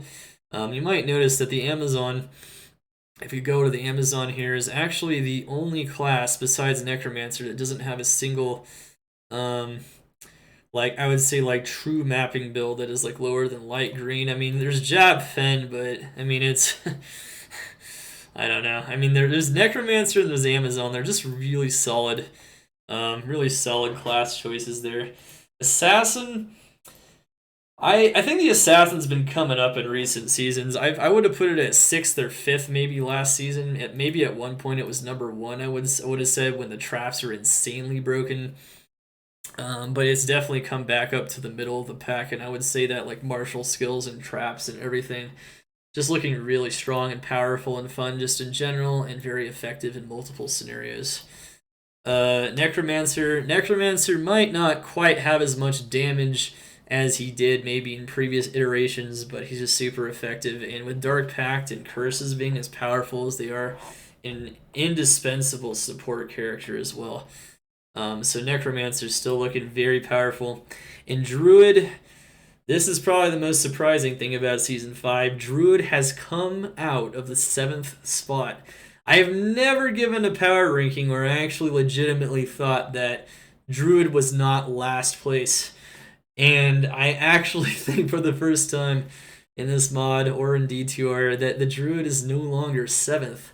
I would put him at a solid 6th now, and he even, in some ways, exceeds a lot of the other classes when it comes to Dclone and Rathma and a lot of activities. He doesn't even have many weak builds at all. As a matter of fact, it's only the Poison Creeper that's actually truly weak build. It's a serious build. So you're seeing just a lot of strength in general. Nothing maybe too crazy strong, but just a lot of power, consistent power and skills and support abilities. Can just do it all, man. Druid is a really strong character. Recommend checking him out. He might not have as much power and clear speed as some, but if you want that, I'd say Wind Druid is just crazy. So just check that out. Awesome stuff. That's one of the reasons why I think he came out of there, is because Wind is really solid, Fire is looking even more so, and all these abilities in the shapeshifting tree are looking really strong. However, I will say the Paladin now, overall, is the weakest class in the game, which is really strange to say. I mean, he's got good group potential, especially with Holy Bolts, auras, of course, and he's got a lot of power with even the new abilities like Vengeance. Vengeance could even solo a dungeon, but when it comes down to it, Paladin, I don't know, he's not even the tankiest boy in town anymore. Doesn't have as many summons or protections. His damage has gone way down since maybe the days of the reign of Fist of the Heavens, the reign of Holy Bolt as being supreme. And Blessed Hammer, even though it's a very strong and powerful ability, I don't think it's quite enough to get him even into like the slightly overpowered range. So overall, like the Paladin is amazing. It's still a really good class. Even if the Paladin is in last place, chat or YouTube, what that means is that Season 5 is so balanced that the Druid got out of last place. That means there's been a change, so much change to the worst class in the game that they're that close now. They're all very close. It was very, very difficult for me to make these kind of power rankings, but I did it just to show you guys that they've all changed places so much now that everything's so insanely close, and that even the last place Paladin is a very effective and powerful class. The fact that it's in last place just shows you how powerful and effective everything is. So just keep that in mind. The Druid came out of 7th place, which means everything is really close now, right? Yeah, I mean, it's nuts. It's nuts stuff. AVs is rate A+, just pure Poison Creeper is F. Yeah, so this is pure Poison Creeper, so which is technically a build because it has its own build path and synergies. That is a very slow mapping build. You can do it, it's just very slow. And you don't have to worry about them dying anymore, which is nice, but it's slow. And you have to spawn them on top of the monsters, you have to keep respawning them, and they die very slowly. But overall, it's very good. Your Tentacle Druid, yeah, playing a pure Tentacle Druid is still kind of a meme. You could go like Creeper support build, so you can go a Vine support build if you want. I think this is more effective as a support build maybe. But as a mapping approach, I don't know if I'd want one of these on my team, honestly. It's just not gonna do very much. That's the way it is though, unfortunately. It's gonna be kinda slow. It's not a meme, it's still a meme. It might not be a meme for LOD content, but this is mapping, so it is what it is. I know. Yeah, Vitalism. There he goes. He's in the chat. We see him. Biggest fan of that build. I know. That's why I'm going Arcane Power Farming Glock Rivers with the Lightning Source because of that. 100%. Absolutely. Alright, and then we have the top 10 dungeon buddies. So these are builds that I would want to have on my team if I was running a dungeon. I made this because I've never had like a dungeon ranking list ever, so these are where some of the new content or some of the new functions of this tier list come into play. So we have top 10 dungeon buddies. These are things that I think are very strong in a dungeon, especially with a lot of testing and just understanding how the abilities work. And after running a lot of dungeons last season, I finally got a pretty good feel for how the dungeons actually feel and what you actually need in a dungeon. Okay, so Dungeon buddies, number 1, Summon Necromancer. Can't go without your Summon Necromancer. It's got such good tanking, it's got all sources of damage, it can solo a dungeon, as you can see down here. And, pretty solid. It's a pretty good thing to have on your team if you want to mess up a dungeon. Fist of the Heavens Holy Bolt. I actually think this is one of the most effective characters for a dungeon, particularly once again because you have lots of magic damage, lots of AoE, and then of course you have Holy Bolts for healing, which is really good for healing the summons. Very effective healing abilities. You also have other healing abilities too, like Holy Nova and things of that nature. You're definitely going to want a Paladin as a healing buddy in Fist of the Heavens. Also, you can run Conviction Aura on top of that, which is going to massively increase the damage of your whole team, and it's a much higher level Conviction than you can get off of Infinity. So having a Fist of the Heavens, Holy Bolt, Healing, Conviction Paladin, Dungeon Buddy is very important. Another very important build for running dungeons, especially I think this season with the Dark Pact rework, is definitely going to be the Curse Support Dark Pact Necro. Not only does it do a lot of damage with Dark Pact now, and it's very effective with tons of curses and Dark Force spawn. You can get up to 4 curses, you only lose 1 per use of Dark Pact, and you can keep applying the least important curse, and you can just make sure the most important curses like Weaken, Decrepify, or Lower Resist, or whatever, or Amp if you have, double throw barbs or whatever, are on top of them. and you can really make sure you have the strongest and most effective curses for your team at all times, and do a ton of damage yourself. And of course we have Summon Druid. Summon Druid is a very effective dungeon buddy because they're easier to revive. In some cases, it's actually easier to get more of your summons on the field than the Necromancer, so it's easier to replenish them if they die. So it's actually a very effective summon approach to keeping your team alive and making sure the ultra powerful one-shot monsters are kept at bay. Summon Druid just in general, just very good. Does a lot of damage. You got a lot of physical and cold damage as well, and you have a great front line. Front line is very important in a dungeon. You're going to want that. It's very effective stuff. Warcry support Barbarian. So this is kind of on the theme of just how powerful the Warcry Barbarian is in general. However, we're talking like, maxed, once again, maxed Battlecry, max everything else. And of course, Double Throw is going to be very strong in a dungeon too, especially if you get the curses going. However, it's not so much of a support build. I definitely focused more on the support builds for the dungeon buddies. So there's definitely a lot of very high damage range builds like Double Throw that are not featured here. I mean, they're already featured here, so it's featured somewhere. You can see that.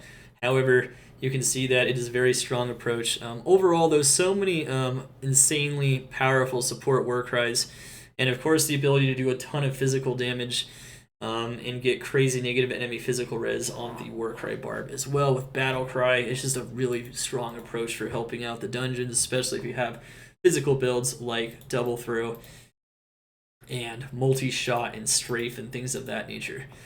You're going to definitely want them. Freezing Arrow. Freezing Arrow Amazon is going to be one of your top dungeon buddies. Why? Because she freezes everything except for the cold immunes.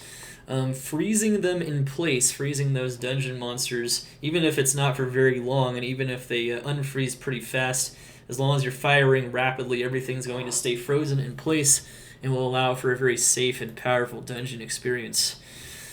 Corpse Explosion and Revive. Corpse Explosion and Revive gets featured here as well because as long as you revive powerful revives outside of the dungeon, bring them into the dungeon, and then use Corpse Explosion using the very high health values of the dungeon monsters against them, you will be able to do tons and tons of damage in a dungeon. It used to be like one of the top tier approaches overall, but I'd still say it's up there. It's a very strong approach to have very strong and tanky revives and Corpse Explosions. Death Sentry is definitely there as well. Once again, Death Sentry does something again, so the percent damage is going to be very effective for moving yourself through a dungeon with all those resistances and immunities. Shockwave. Shockwave, I would have probably always put this here, but with the increased range, you can stun almost a whole screen of monsters pretty much up with your Druid with Shockwave. And you're very tanky, and you can tank up for the team as well, and you can have some summons yourself. Shockwave is going to stun everything and make it pretty much ineffective, and you're going to want to run with one of those as a very powerful support build. Lightning Fury. Now, Lightning Fury isn't really a support build, but I put it here because it's just so effective at group mapping, and the dungeons are no exception. Dungeons are tough to do damage on, and having Lightning Fury in combination with Conviction or something very powerful like that can be very, very, very effective in a dungeon. More so than even Double Throw. There's definitely some notable mentions. Double Throw is going to be very powerful, always in there. Vengeance can have Conviction and can solo a dungeon, but he's probably going to die in a Player's 8 scenario. So there's definitely a lot of things you got to take into account when you take into account some very strong overall dungeon builds, which are meant for a full party. And yeah, that's pretty much it. Now, another thing to note is that as solo dungeon capable characters, there's definitely a lot of them. There's even more that I didn't put here, like maybe Mind Blast and Psychic Hammer, which is capable of it. It's just very slow and difficult in a lot of ways because it doesn't do all that much damage. But you can do Mind Blast, Psychic Hammer. You can also do Summon, Necro, Phoenix Strike, and Vengeance. The order doesn't really matter too much here. It's just showing you guys that they have so much varied damage that they are capable of soloing a dungeon. So there's definitely some other builds that have varied damage as well that can somewhat solo a dungeon, but we're talking like they can kill everything in a dungeon, and if you tank them up enough, it just takes a while. They might die, so it's definitely not a hardcore thing to solo a dungeon. It's kind of just a fun thing. I did test them all on stream though, so I showed them soloing a dungeon. I even showed Vengeance soloing a dungeon. I showed Phoenix Strike all the way to Synthetic one, and I killed Synthetic one pretty easily with Phoenix Strike. So it's not too bad. As you can see though, lots of varied damages, making all those crazy immunity combinations not too important, and you can definitely have a lot of fun with that. Alright. So, to get into the more serious parts of the tier list here, let's get into some more serious stuff. So, for these parts, I wouldn't take the orders too seriously. So, the starter lineups and the Uber lineups, the orders are very loose in terms of their rank order. Like, these rank orders, these are rank orderings, you know? This is a rank ordering kind of, but maybe not. You know, dungeon buddies, they're all useful. Same thing as solo dungeon, you know, they all can do it to some extent. However, these ones are pretty loose, and there's a reason why they're pretty loose, because it really depends on what you farm for the starter lineup, and it really depends on which Uber we're even talking about. Are we talking about normal Ubers, Dclone, or Rathma when we're talking about these builds? So we just kind of listed them here. I kind of gave a general order that I thought, you know, if you had this build, what are the most amount of Ubers you can do effectively, kind of thing. However, some builds do certain Ubers better than others, and we'll kind of explain that when we get over here. So this is very effective stuff indeed. So starter lineup is all about starting. So everyone always wants to know, what character do I start with? What builds are going to be effective on day one? What builds are going to be effective in the first week, or at least in the first couple days? These are the builds that tend to be the most effective in the very beginning. So when we look at the Sorceress, Blizzard and Ice Barrage really stand out. It's kind of the classic LOD thing in this case, but it's also the fact that you can just like power farm like the Andy area, Andy, Mephisto, Travancore, a lot of very high volume farming areas where they drop a lot of really good items very effectively with the really strong cold builds. Blizzard's a lot better as a starting build than it is as a pure mapping approach. So like Blizzard's going to be very, very effective. And overall, the Sorceress as a class, I would say, is also very effective simply because she's got fast teleport. I know I don't rank order the classes in terms of recommended starter builds, but that's because in Project Diablo 2, you can start with any class you want, and there's going to be very effective starting approaches. What I want to do here is highlight what are the most effective starting approaches for each class so that you guys can know kind of in general in order as well. So like Combustion Fireball, very effective for Stony Tomb still. It's been nerfed, but it's still strong in there, and you can still make it work very effectively. And then Chain Lightning and Lightning kind of gets a bit of a highlight because of the fact that you can start farming Arcane on day one, and the ghosts don't drop stuff over the edge anymore. It drops it on the platform if they die over the edge. So the loot is teleported onto the platform, which is pretty awesome. I'm going to be doing number 4, so I'm going to take a little bit of a less traveled Sorceress approach here, not going the Mephisto approach this season. This is what I'm going to be doing, and I'm going to try to make it work on hardcore. We'll see if we don't die. Thank you, Japan, man. For sure, man. I hope this definitely helps you out and gets you hyped for season 5 and allows you to maybe understand more of what to choose and how to do. I learned a lot from making these and what kinds of information people were asking me over the last 4 seasons, and I feel like this is the strongest spreadsheet I've made yet. So, like in terms of not being insanely messy, not having lots of just skills and builds and lots of types of uses. Like I cleaned that all up. This is just for mapping now. This is builds only. This is just mapping, dungeons, overall power ranking. That's something people ask me. That's a pretty common question, actually. And then things like starter lineup and Uber line. And a lot of these, yes, there's a lot of opinions and impressions. I do a ton of testing, and I do play this crap out of this mod, though, so I'd like to think I know something. But, some people, might disagree with some things. There's definitely possible disagreements, especially with the ordering of some of these things. But it's really tough. It's really tough because there's a lot of tasks in this game, right? A lot of tasks.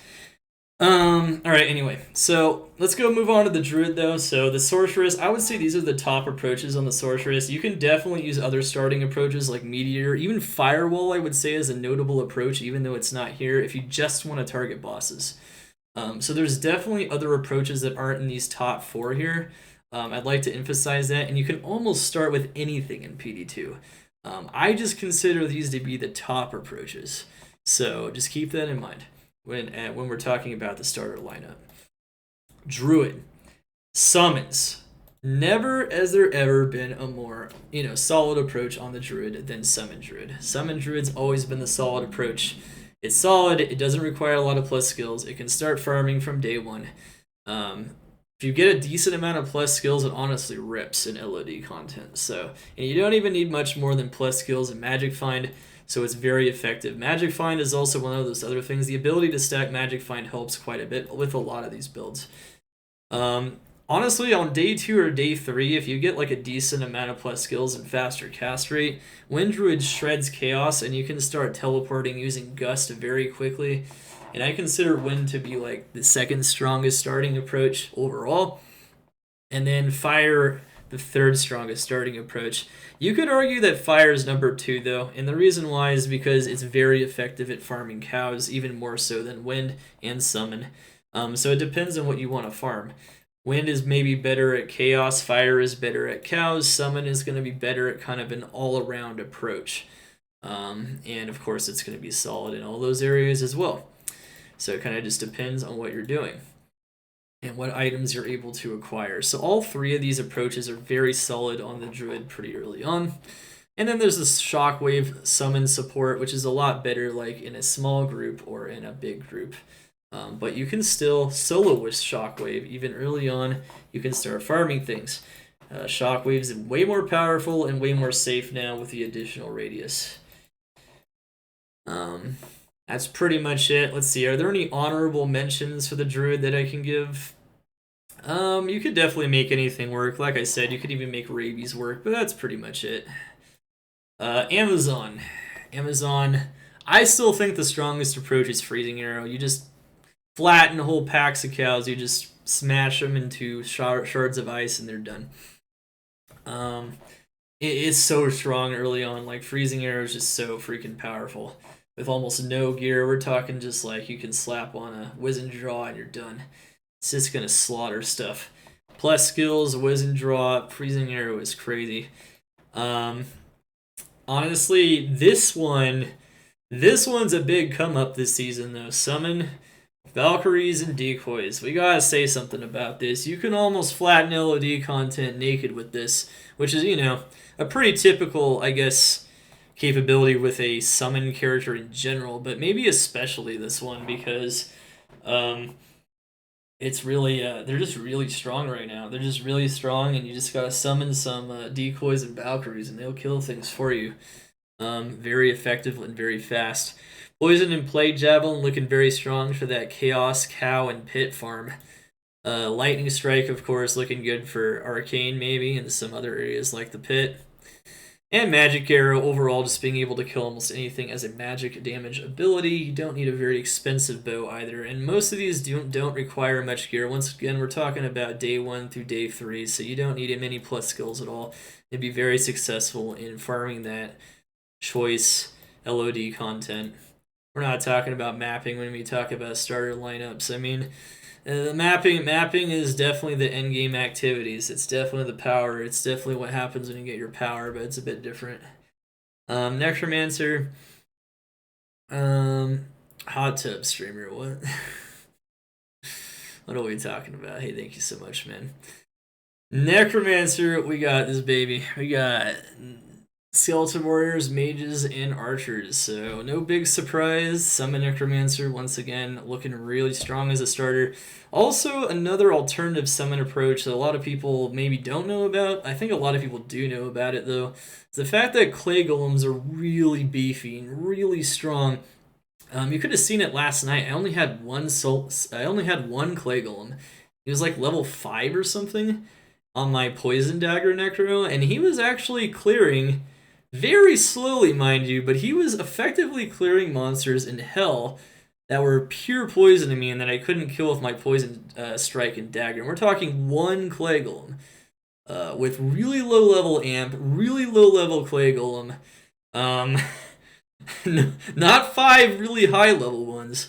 And I had like no gear too, so clay golems are nuts. They're pretty strong for starting out. Clay golems are going to be an awesome start, 100%. You could even argue clay golems are the most effective starting one, even above the skeletons, but I don't know. It's a tough one.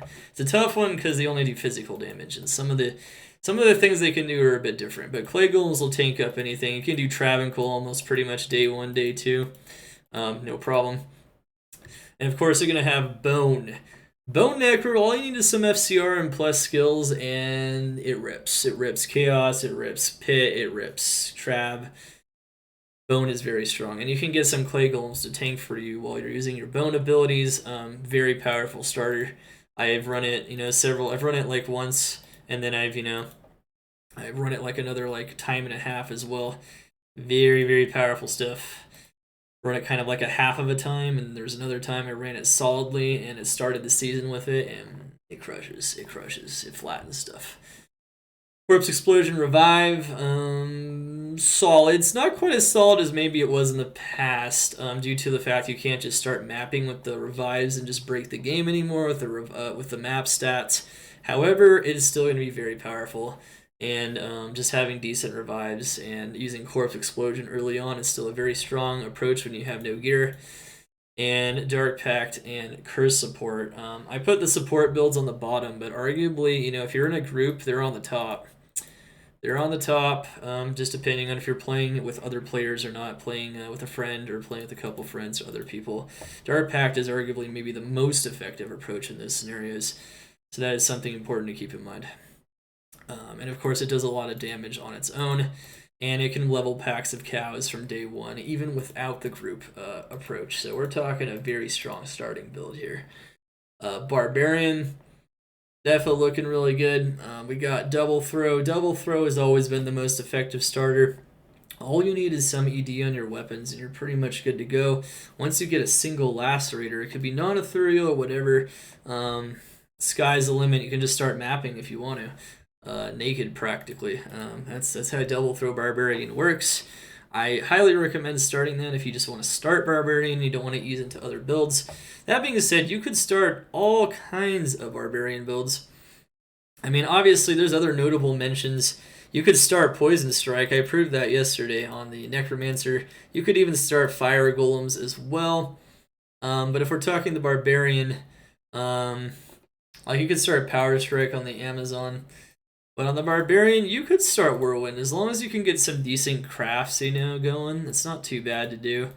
It's just going to be a little bit tougher than some of these other approaches. And then, of course, Warcry, once you get a decent amount of plus skills and some FCR, and the fact that it just has enormous support potential, even for like a mercenary or yourself, makes Warcry really attractive as a starting approach on a Barbarian. And you have AoE, and it's not highly weapon dependent, which is really good for Warcry. I think that's going to be the top 2 approaches, period. But you can do whatever you want, of course. Assassin. Yeah, Barbarian doesn't really have too many like insane starting approaches, but definitely the ones it has, they're solid. And of course, the Assassin, Wake of Fire. Wake of Fire is just really strong all the way through the game currently, especially in like Cows, Stony Tombs, Magulator, things like that, kind of like Fissure, Volcano Boulder, Armageddon, or Firestorm, blah, blah, blah. Phoenix Strike has, multiple sources of damage, even with some basic claws like Plague and maybe even just Pattern, honestly, and Bartux, you're good to go. You're going to smash everything. Mind Blast, Psychic Hammer is even better though as a starting approach because all you need is some FCR and plus skills, and it clears all content, and it's really safe. And it clears, once again, physical and magic damage. You literally can't go wrong with this. Wake of Fire is a bit more limited than Mind Blast is. You can't really do it very effectively in Chaos, for instance, so it just kind of depends. And then, Chain Lightning, Lightning Sentry, you can go into Arcane with, the Pit, whatever. Really good ability for that. And then Blade Fury and the Sentinel. Yeah, you could even shred chaos in the beginning. You just need to make sure you have a weapon with decent damage to just get some like decent damage weapon. You could go pure physical with that. Is Mind Blast strong? Very strong. Very strong. Yes. Even in the end game, you can see here it's rated A+ for late game mapping. So yeah, we're not talking about a weak ability ever. It's arguably even overpowered in some ways, but it's close. It's like teetering on the edge. It's kind of hard to say. It's just a really strong ability. Paladin. Holy Bull, I think, again, reigns supreme as a solo starting ability. If you're starting in a group, though, you want to go the Fist of the Heavens route. Vengeance is actually a solid starter. This is not a joke. So Vengeance, once again, is not only a solid late game mapper, but if you get items like Sankakur's Fall and some other basic items, it is hitting really hard and you can farm everything because it has all the elements. You can start out as a Vengeance Paladin and feel very satisfied. And of course you have Sanctuary Zeal Charge as well, because it has magic damage. As long as you can get tanky enough, you can clear stuff. Remember, magic damage, physical damage, big AoE, high mobility, lots of damage. That tends to be the best. Those tend to be the best starting skills. And one thing to also mention is you could even go Claws of Thunders to start on an Assassin. You can do a lot of stuff if you want to. There's definitely, you could start out as Cobra Strike even. You just need to make sure to farm the right areas and get it going. So once again, there's just a lot of options. These are like what I think are the best ones, kind of in order, sort of in order for the starter lineup. I say the starter lineup order is decently solid, but it just depends on what you want to farm once again. Definitely dependent on that. Alright, and then this is where it gets a little messy. I don't really know, like, I could individually rate, I personally don't think I'm the best person to do this, though, because I do test, some of that high-end Uber stuff, but I also don't test it as much as some people do. I do go based off of, like, a lot of, like, what I see most people doing as well, and in terms of, like, just knowledge about how the ability functions. And of course, with a lot of testing in Season 4 and Season 5. So, there's a lot of information that's kind of packed into here, but basically what I'm trying to convey here are skills that will be effective at killing some kind of Uber boss or multiple types of Uber bosses and how effective they are at doing so with a different character. So, a lot of those Nova abilities, that we mentioned here, Nova abilities might be really effective for mapping, but they might not be as effective for, killing Lilith, for instance. And they kind of leave you, kind of stranded high and dry, maybe without enough survivability, and then you kind of just die in a lot of cases. So it does depend, though. It does depend. You could still do, once again, kind of like with the starter builds, you could probably kill Dclone with every ability on this list, but I do try to highlight certain abilities here. So you can see, once again, like what can actually be decently effective.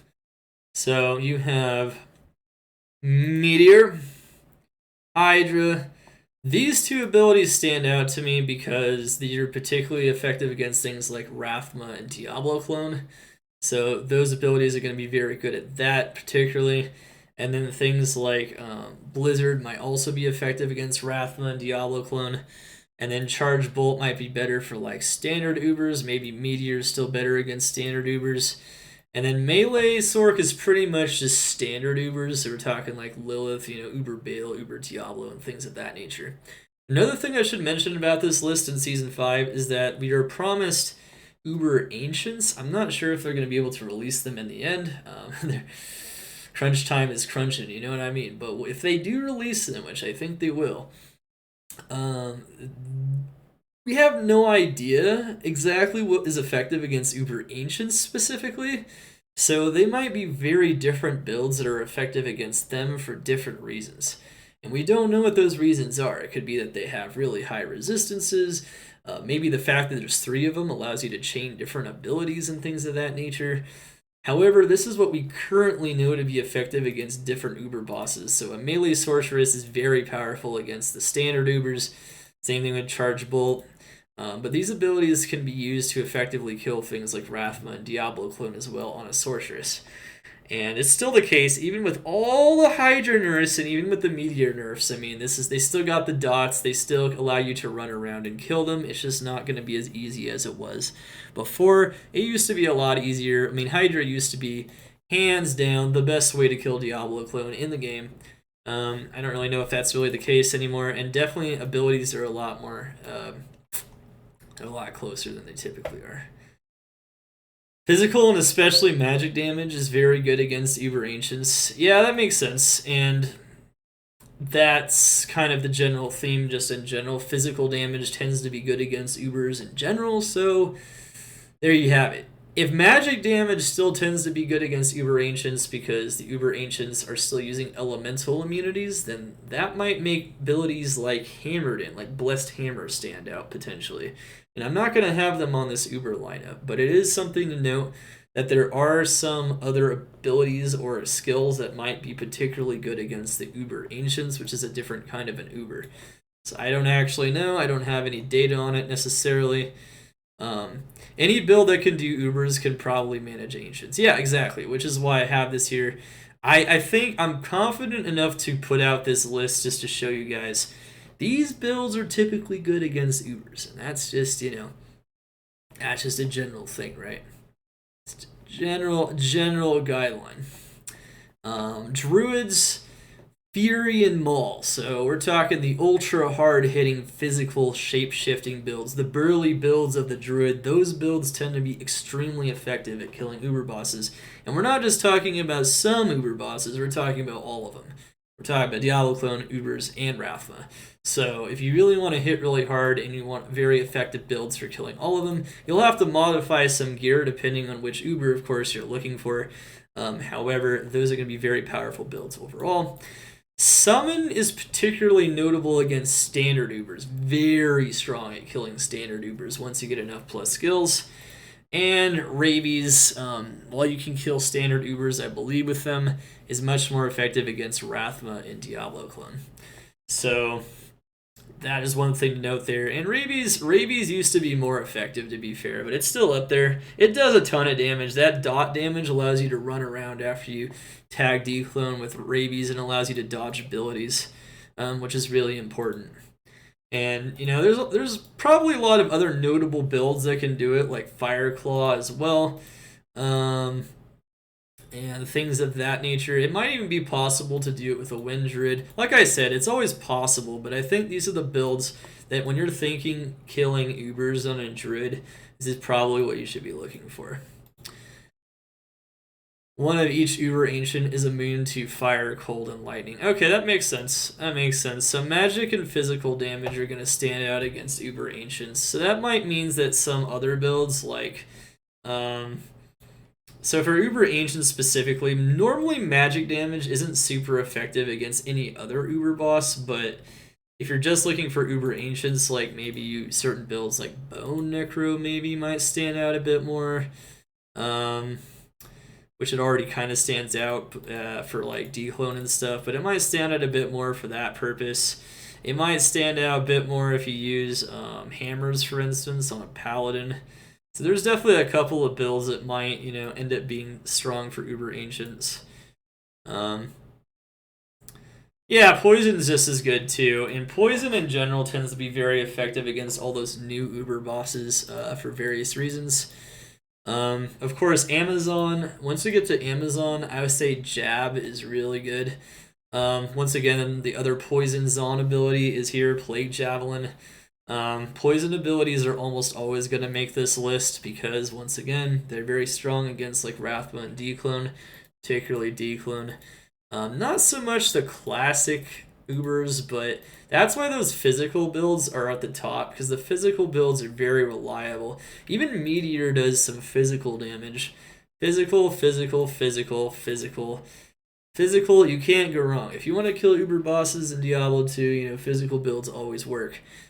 Poison builds work against certain Uber bosses, and they're pretty solid against that. And then things of the other nature is that you have other abilities like dot abilities, like Immolation Arrow, and things that shotgun, like Charge Bolt. Those tend to work pretty well, too. Like, for instance, you could kill Uber bosses with Charge Strike as well on an Amazon, which isn't here, but you can see that some on Amazon can kill standard Ubers very well. I'm not so sure about Rathma and whatnot, but I mean, it probably can do decently. Some on Amazon's not too bad. Immolation Arrow is very good as a dot, you know. Once again, that's going to kill bosses like Diablo clone pretty well. Jab just destroys everything. It just has huge damage values with two-handed weapons. It's very strong. Guided Arrow, very good damage from afar. You can just pretty much pop those bosses and keep everything away from you. If you use Strafe as a secondary ability as well. And then, of course, you got like Plague Javelin as well. So once again, these are, I think, the really strong Amazon abilities, but there's always other notable mentions of things you could use as well. But I think those are probably the strongest approaches in general to killing Uber bosses. I've killed Ubers with Guided Arrow myself. It's not bad. And of course, you can kill Dclone with it as well. Necromancer. So Immolation Arrow is no joke. It's actually one of the new ones on the block too. It just does a ton of dot damage. Just got to make sure to get it on there. I like Immolation. It's pretty solid. Alright, and then we got Summon Skeletons, the skeleton approach. So, once again, probably not for Rathma and Dclone on the skeletons thing, but for the normal Ubers, it shreds them. So it's probably going to be the case for Uber Ancients as well. I don't actually know if that is true, but probably. I mean, this is one of the top approaches, tons of physical damage, and you can even get some magic damage in there. One thing to note, though, is just how powerful Poison Strike is. So people are saying, you know, people don't understand like the difference between why would you use Poison Strike, and it's got all that negative enemy res, which really is key for Ubers because they have a ton of resistances. And Poison Strike is really strong now. If you use Poison Strike, you can kill Dclone with Poison Strike, and it's actually a pretty easy time from what I can see. Not just my testing, but other testing too, strangely enough. Poison Strike might be one of the top Dclone killers of Season 5. I'm not sure, but I know that it's becoming more prominent as people are figuring out just how powerful it can be. Of course, you can combine that with uses of Desecrate against the minions as well. So, yeah, especially negative poison res effects. Yeah, poison length reduction too. Right, exactly. So Poison Strike's not a joke ability, and you can see it's even solid for mapping. This ability can't be ignored anymore. It has specific powers that the other poison abilities don't have. So I definitely would pay more attention to that one. Revives. Well, against standard Ubers, it's just insanely strong. It's not going to work against other Uber bosses, but once again, if you can get them into the revive area, or if you can revive revives in the Uber area, which you currently can, you should be able to destroy them with them just fine. Revives can be very powerful. And a Necromancer, Bone Spirit, this is more of your Dclone approach for sure, or Rathma, things of that nature. It's pretty solid though. Poison Strike once again. Oh wait, we have 2 Poison Strikes actually. Wow, made a mistake there. That's because I didn't. Yeah, that's because technically Poison Strike and Desecrate are pretty much the same approach. I guess instead of that, you really could put like Fire Golems. Honestly, like Golems are actually no joke against Uber bosses as well. Like Golems are actually really tanky too. So don't underestimate the power of Golems, and we're talking Clay Golems and even potentially Fire Golems here, so just keep them alive and get them going.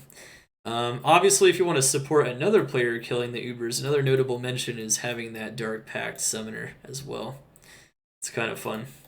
Anyway, yeah, technically golems are really strong for killing Ubers. Once again, kind of just like they're strong at starting out. Not so strong at mapping though. Not so strong at least not the clay golems. Fire golems much more so because they have a lot more AoE. Barbarian. We got the Wolf Barbarian. Wolf Barbarian, in my opinion, especially after just seeing how it tanked Rathma last season, it's still gotta be a really strong approach. Arguably the best way to tank them and do a ton of damage at the same time. You just get so much health on a Wolf Barbarian particularly. And of course, you have the advantage of really strong battle cry. So, Wolf Barbarian is really solid. I don't care what Uber you're fighting, you're going to have a pretty good time on that build. It definitely stands out as an Uber killer relative to its mapping capability. It stands out quite a bit. And as you can see, Fury is the best approach, arguably, on a Druid, just for all Ubers overall. Maybe Summon's easier for the normal Ubers, but you can kind of see that in general, the whole Fury approach is really strong. Feral Rage, tons of damage, tons of stuff. I've tested it quite a bit. It's just really strong. You can argue that Whirlwind is looking stronger than ever, too. You just gotta be careful. You can't pot when you're in the middle of whirlwinding, so make sure whirlwinds are short, and make sure you can tank up in the meantime. So you gotta be careful where you whirlwind. It's very it can be touchy, but it's insanely strong though. Insanely strong ability. One thing that's really strong though for killing Ubers, of course, is Berserk. Berserk gives you negative enemy res on the ability itself on top of Battle Cry. So we're talking about a very strong Uber killing ability here. You'll notice it's not even listed in the mapping or the starting section because it's kind of challenging to make work for any of those situations. I mean, you can kind of make Berserk work for mapping, but it's not serious mapping ability, not really.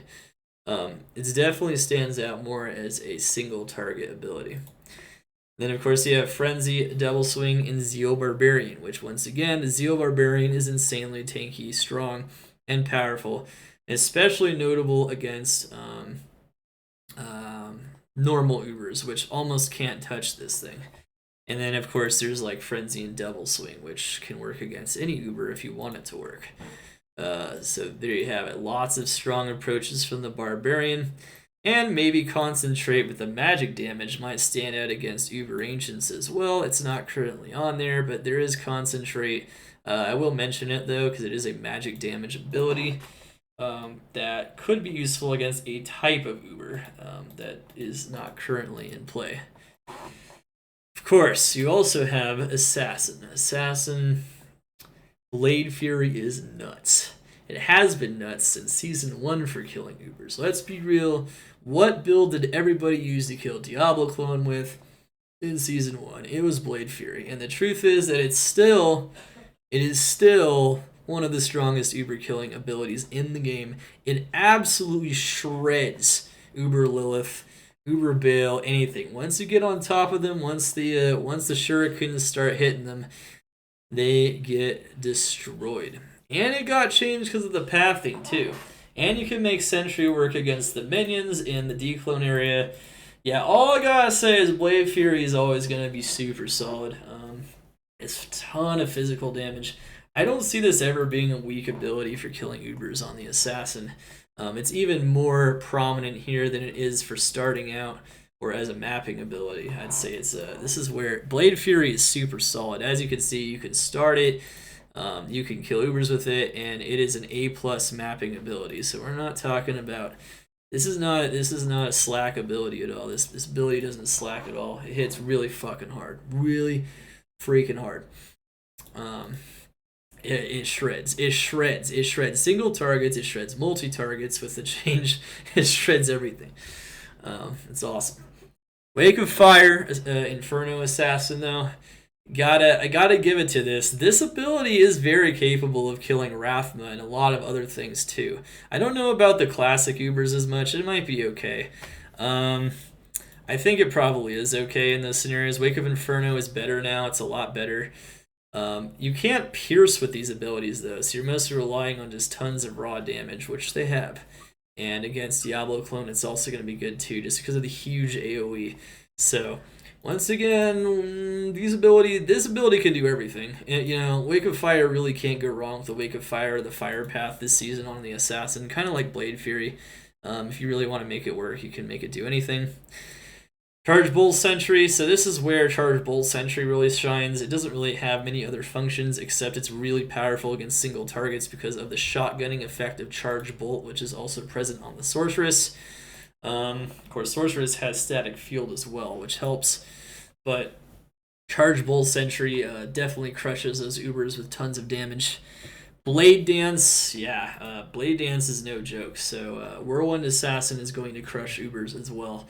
And arguably, you could argue it's even faster and better, but the problem is it's really expensive and it requires very solid execution, kind of like Whirlwind Barbarian, to execute, but it's going to be a very powerful Uber Dclone and Rathma killing tool.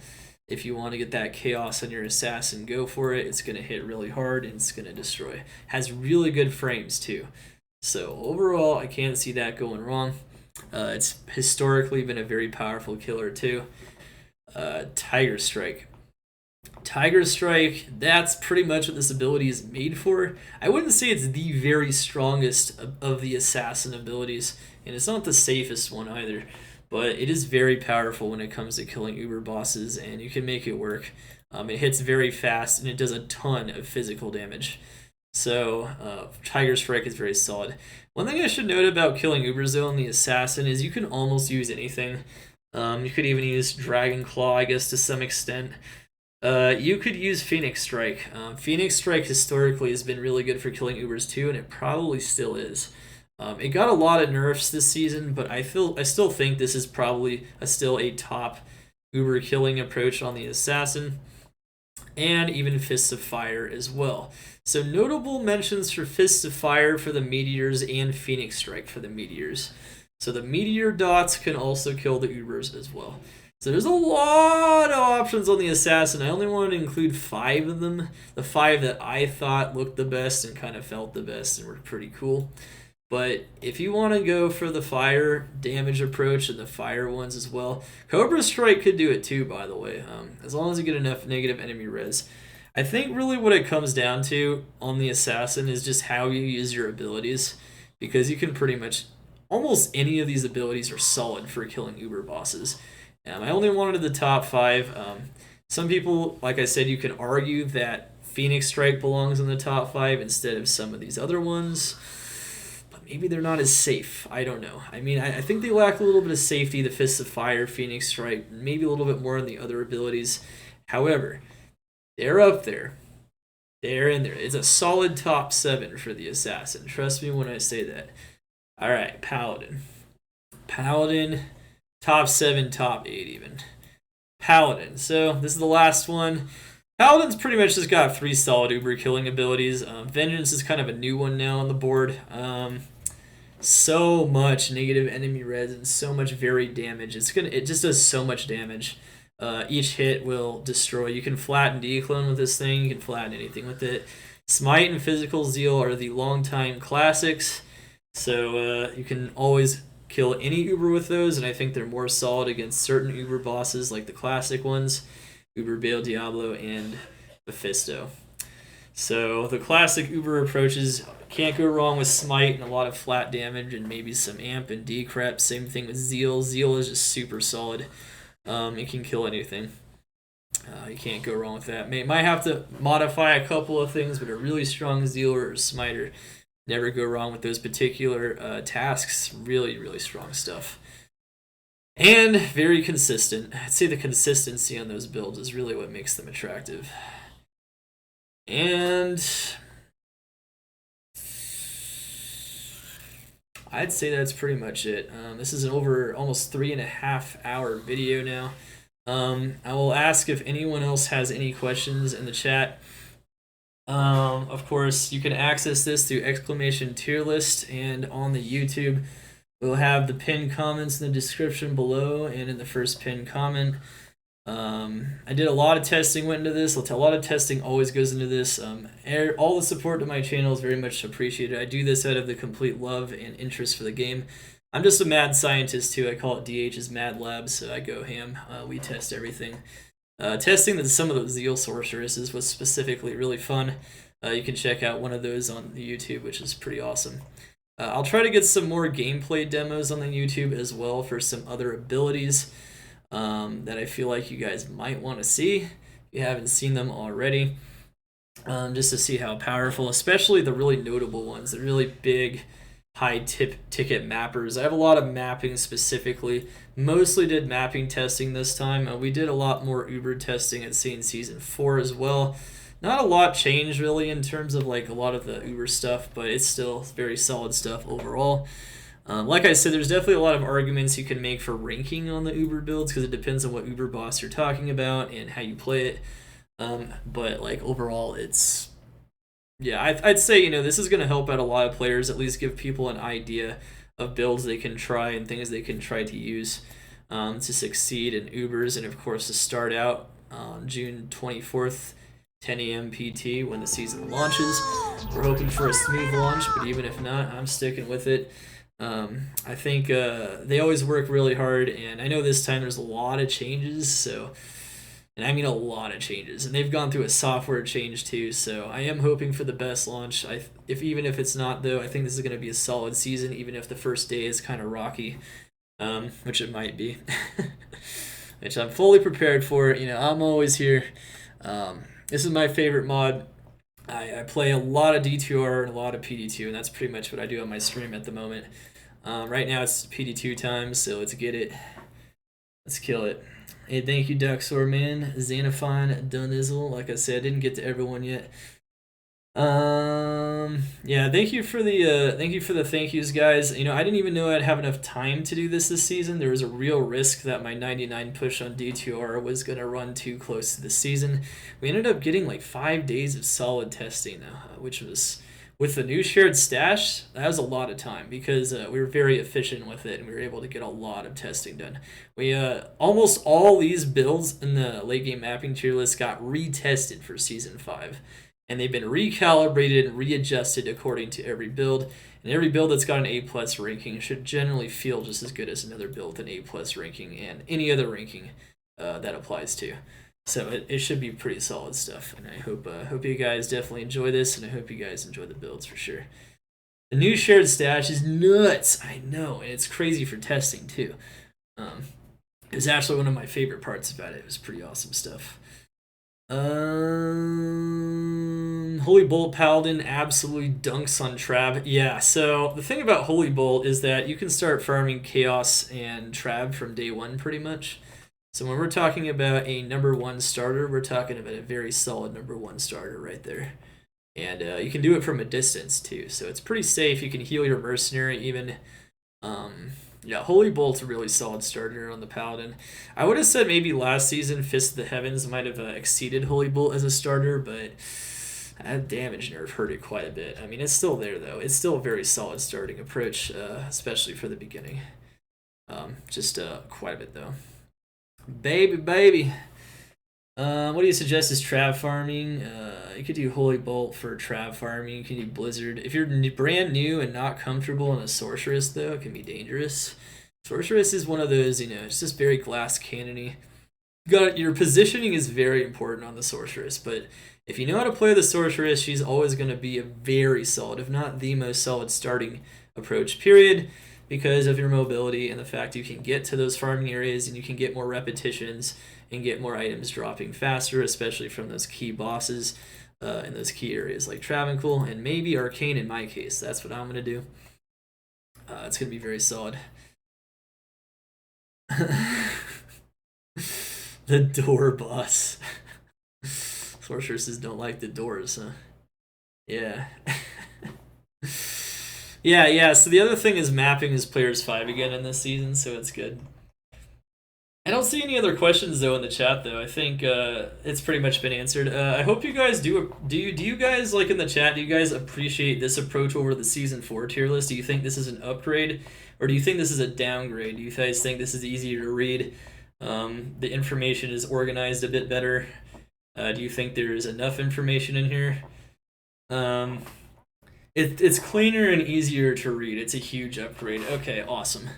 Okay, I'm glad to hear that. I feel like the whole purpose of me organizing it by class and trees, so it's easy to find the builds as well, and it's easy to, of course, to understand it. Better comprised information. I think what this really just proves though is you can see every season it just gets closer and closer in my mind. Not all builds are really meant for mapping, and of course you can see that even if the build performs lackluster in a map or like just kind of whatever in a map, you can see that it performs really well, like physical Zeal, for instance, when it comes to killing Ubers. and for, you know, those types of activities, right? So it's like you can see what it does, and you can play it, and you'll at least know kind of what you're up against. So a lot of A's this season. Oh yeah, that means there's a lot of solid builds. You see all that green? That is what we call solid Dark Humility approved builds, and anything higher than that is also Dark Humility approved, with the caveat that it might even be a little too strong because it feels kind of overwhelming in some ways sometimes in terms of how powerful it can be.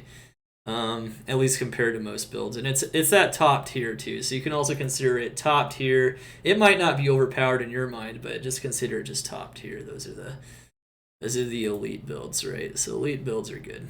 You can always do it anyway. But it depends on gear level. So a lot of these elite builds don't really get going until you have gear, right? I'd say most of them, except for maybe a few exceptions, which are just really stupid strong no matter what, like double throw, freezing arrow. Some of those are never weak, man. Some of those are you don't need items to make those strong. Not really. They might not be at the height of power, but you know they're up there. Yeah. Cobra Strike is still very solid. I think Cobra Strike is starting to fall behind maybe some of the changes on some of the other builds, but it's still very powerful. I still kind of maybe prefer some of these other ones, but yeah, it's looking very good. Insane, cool. It's an upgrade, sweet. I'm glad to hear that. I definitely try to think of ways to organize the information better.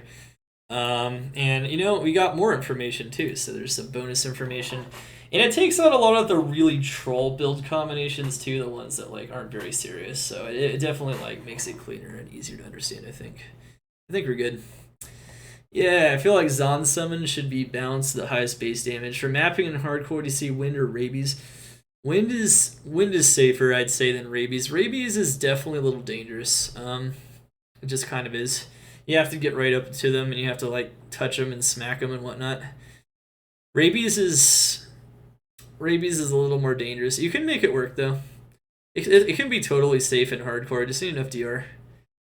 Everything's totally safe in hardcore. It's all about the right item. You like Frozen Orb a lot, dude. Frozen Orb is very powerful. Yeah. You can start with it too. It's a notable mention for starting, but I do think Ice Barrage and Blizzard feel stronger as starters currently. Frozen Orb overall though is very powerful. Yep. Okay. Do we have any other comments? Any other things here? Better comprised? Yep. Okay. Good stuff. All right. So yeah, I'm gonna put this in my stream title. I'm actually gonna get off after this today. Not really anything else really to do. If you guys didn't see it though, I'm going to show you guys my Guardian Poison Dagger Necro. If you didn't watch the end of it last night, we got him to Hellbale. We almost died like 50,000 times, but I don't know, somehow we lived. It was actually crazy. Yeah.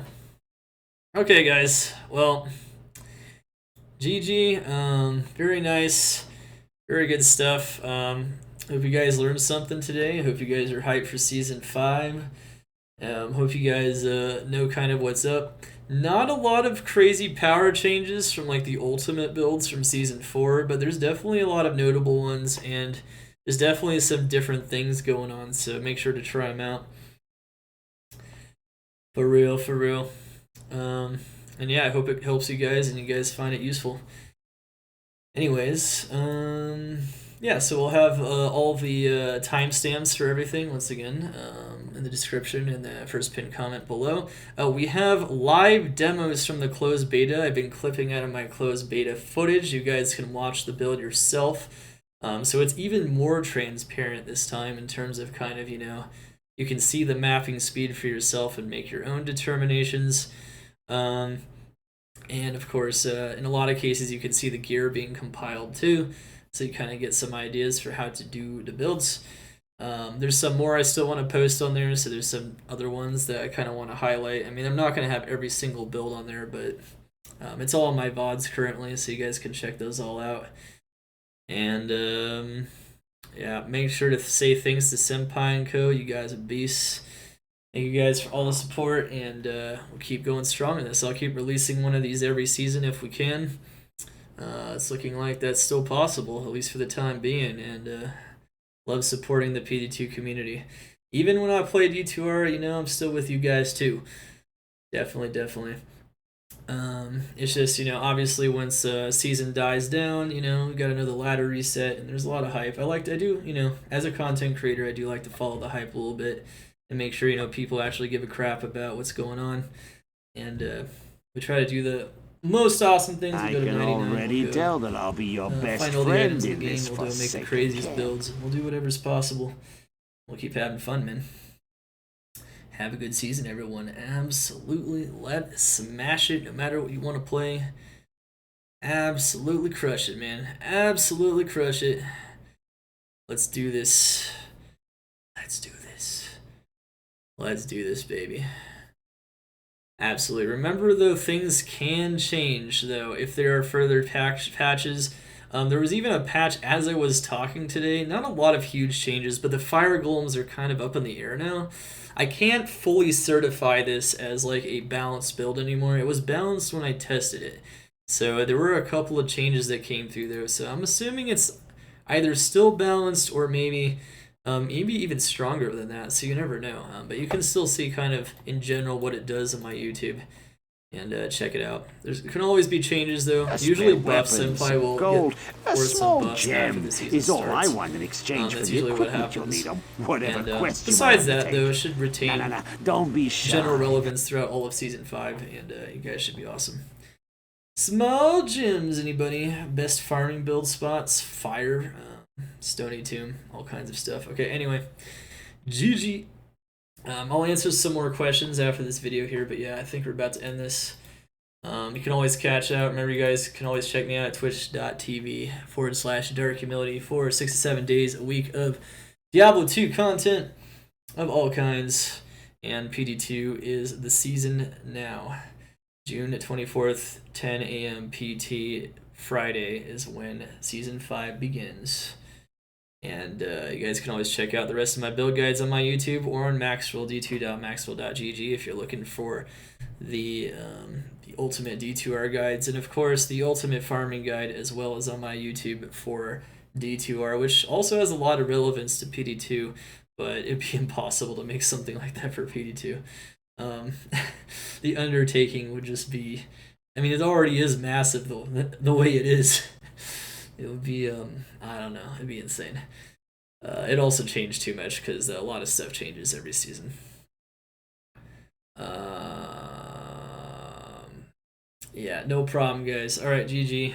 Dark Humility, over and out. See you guys next time. Let's get it. Smash it with knowledge. Knowledge is power. You are powerful. Let's get it.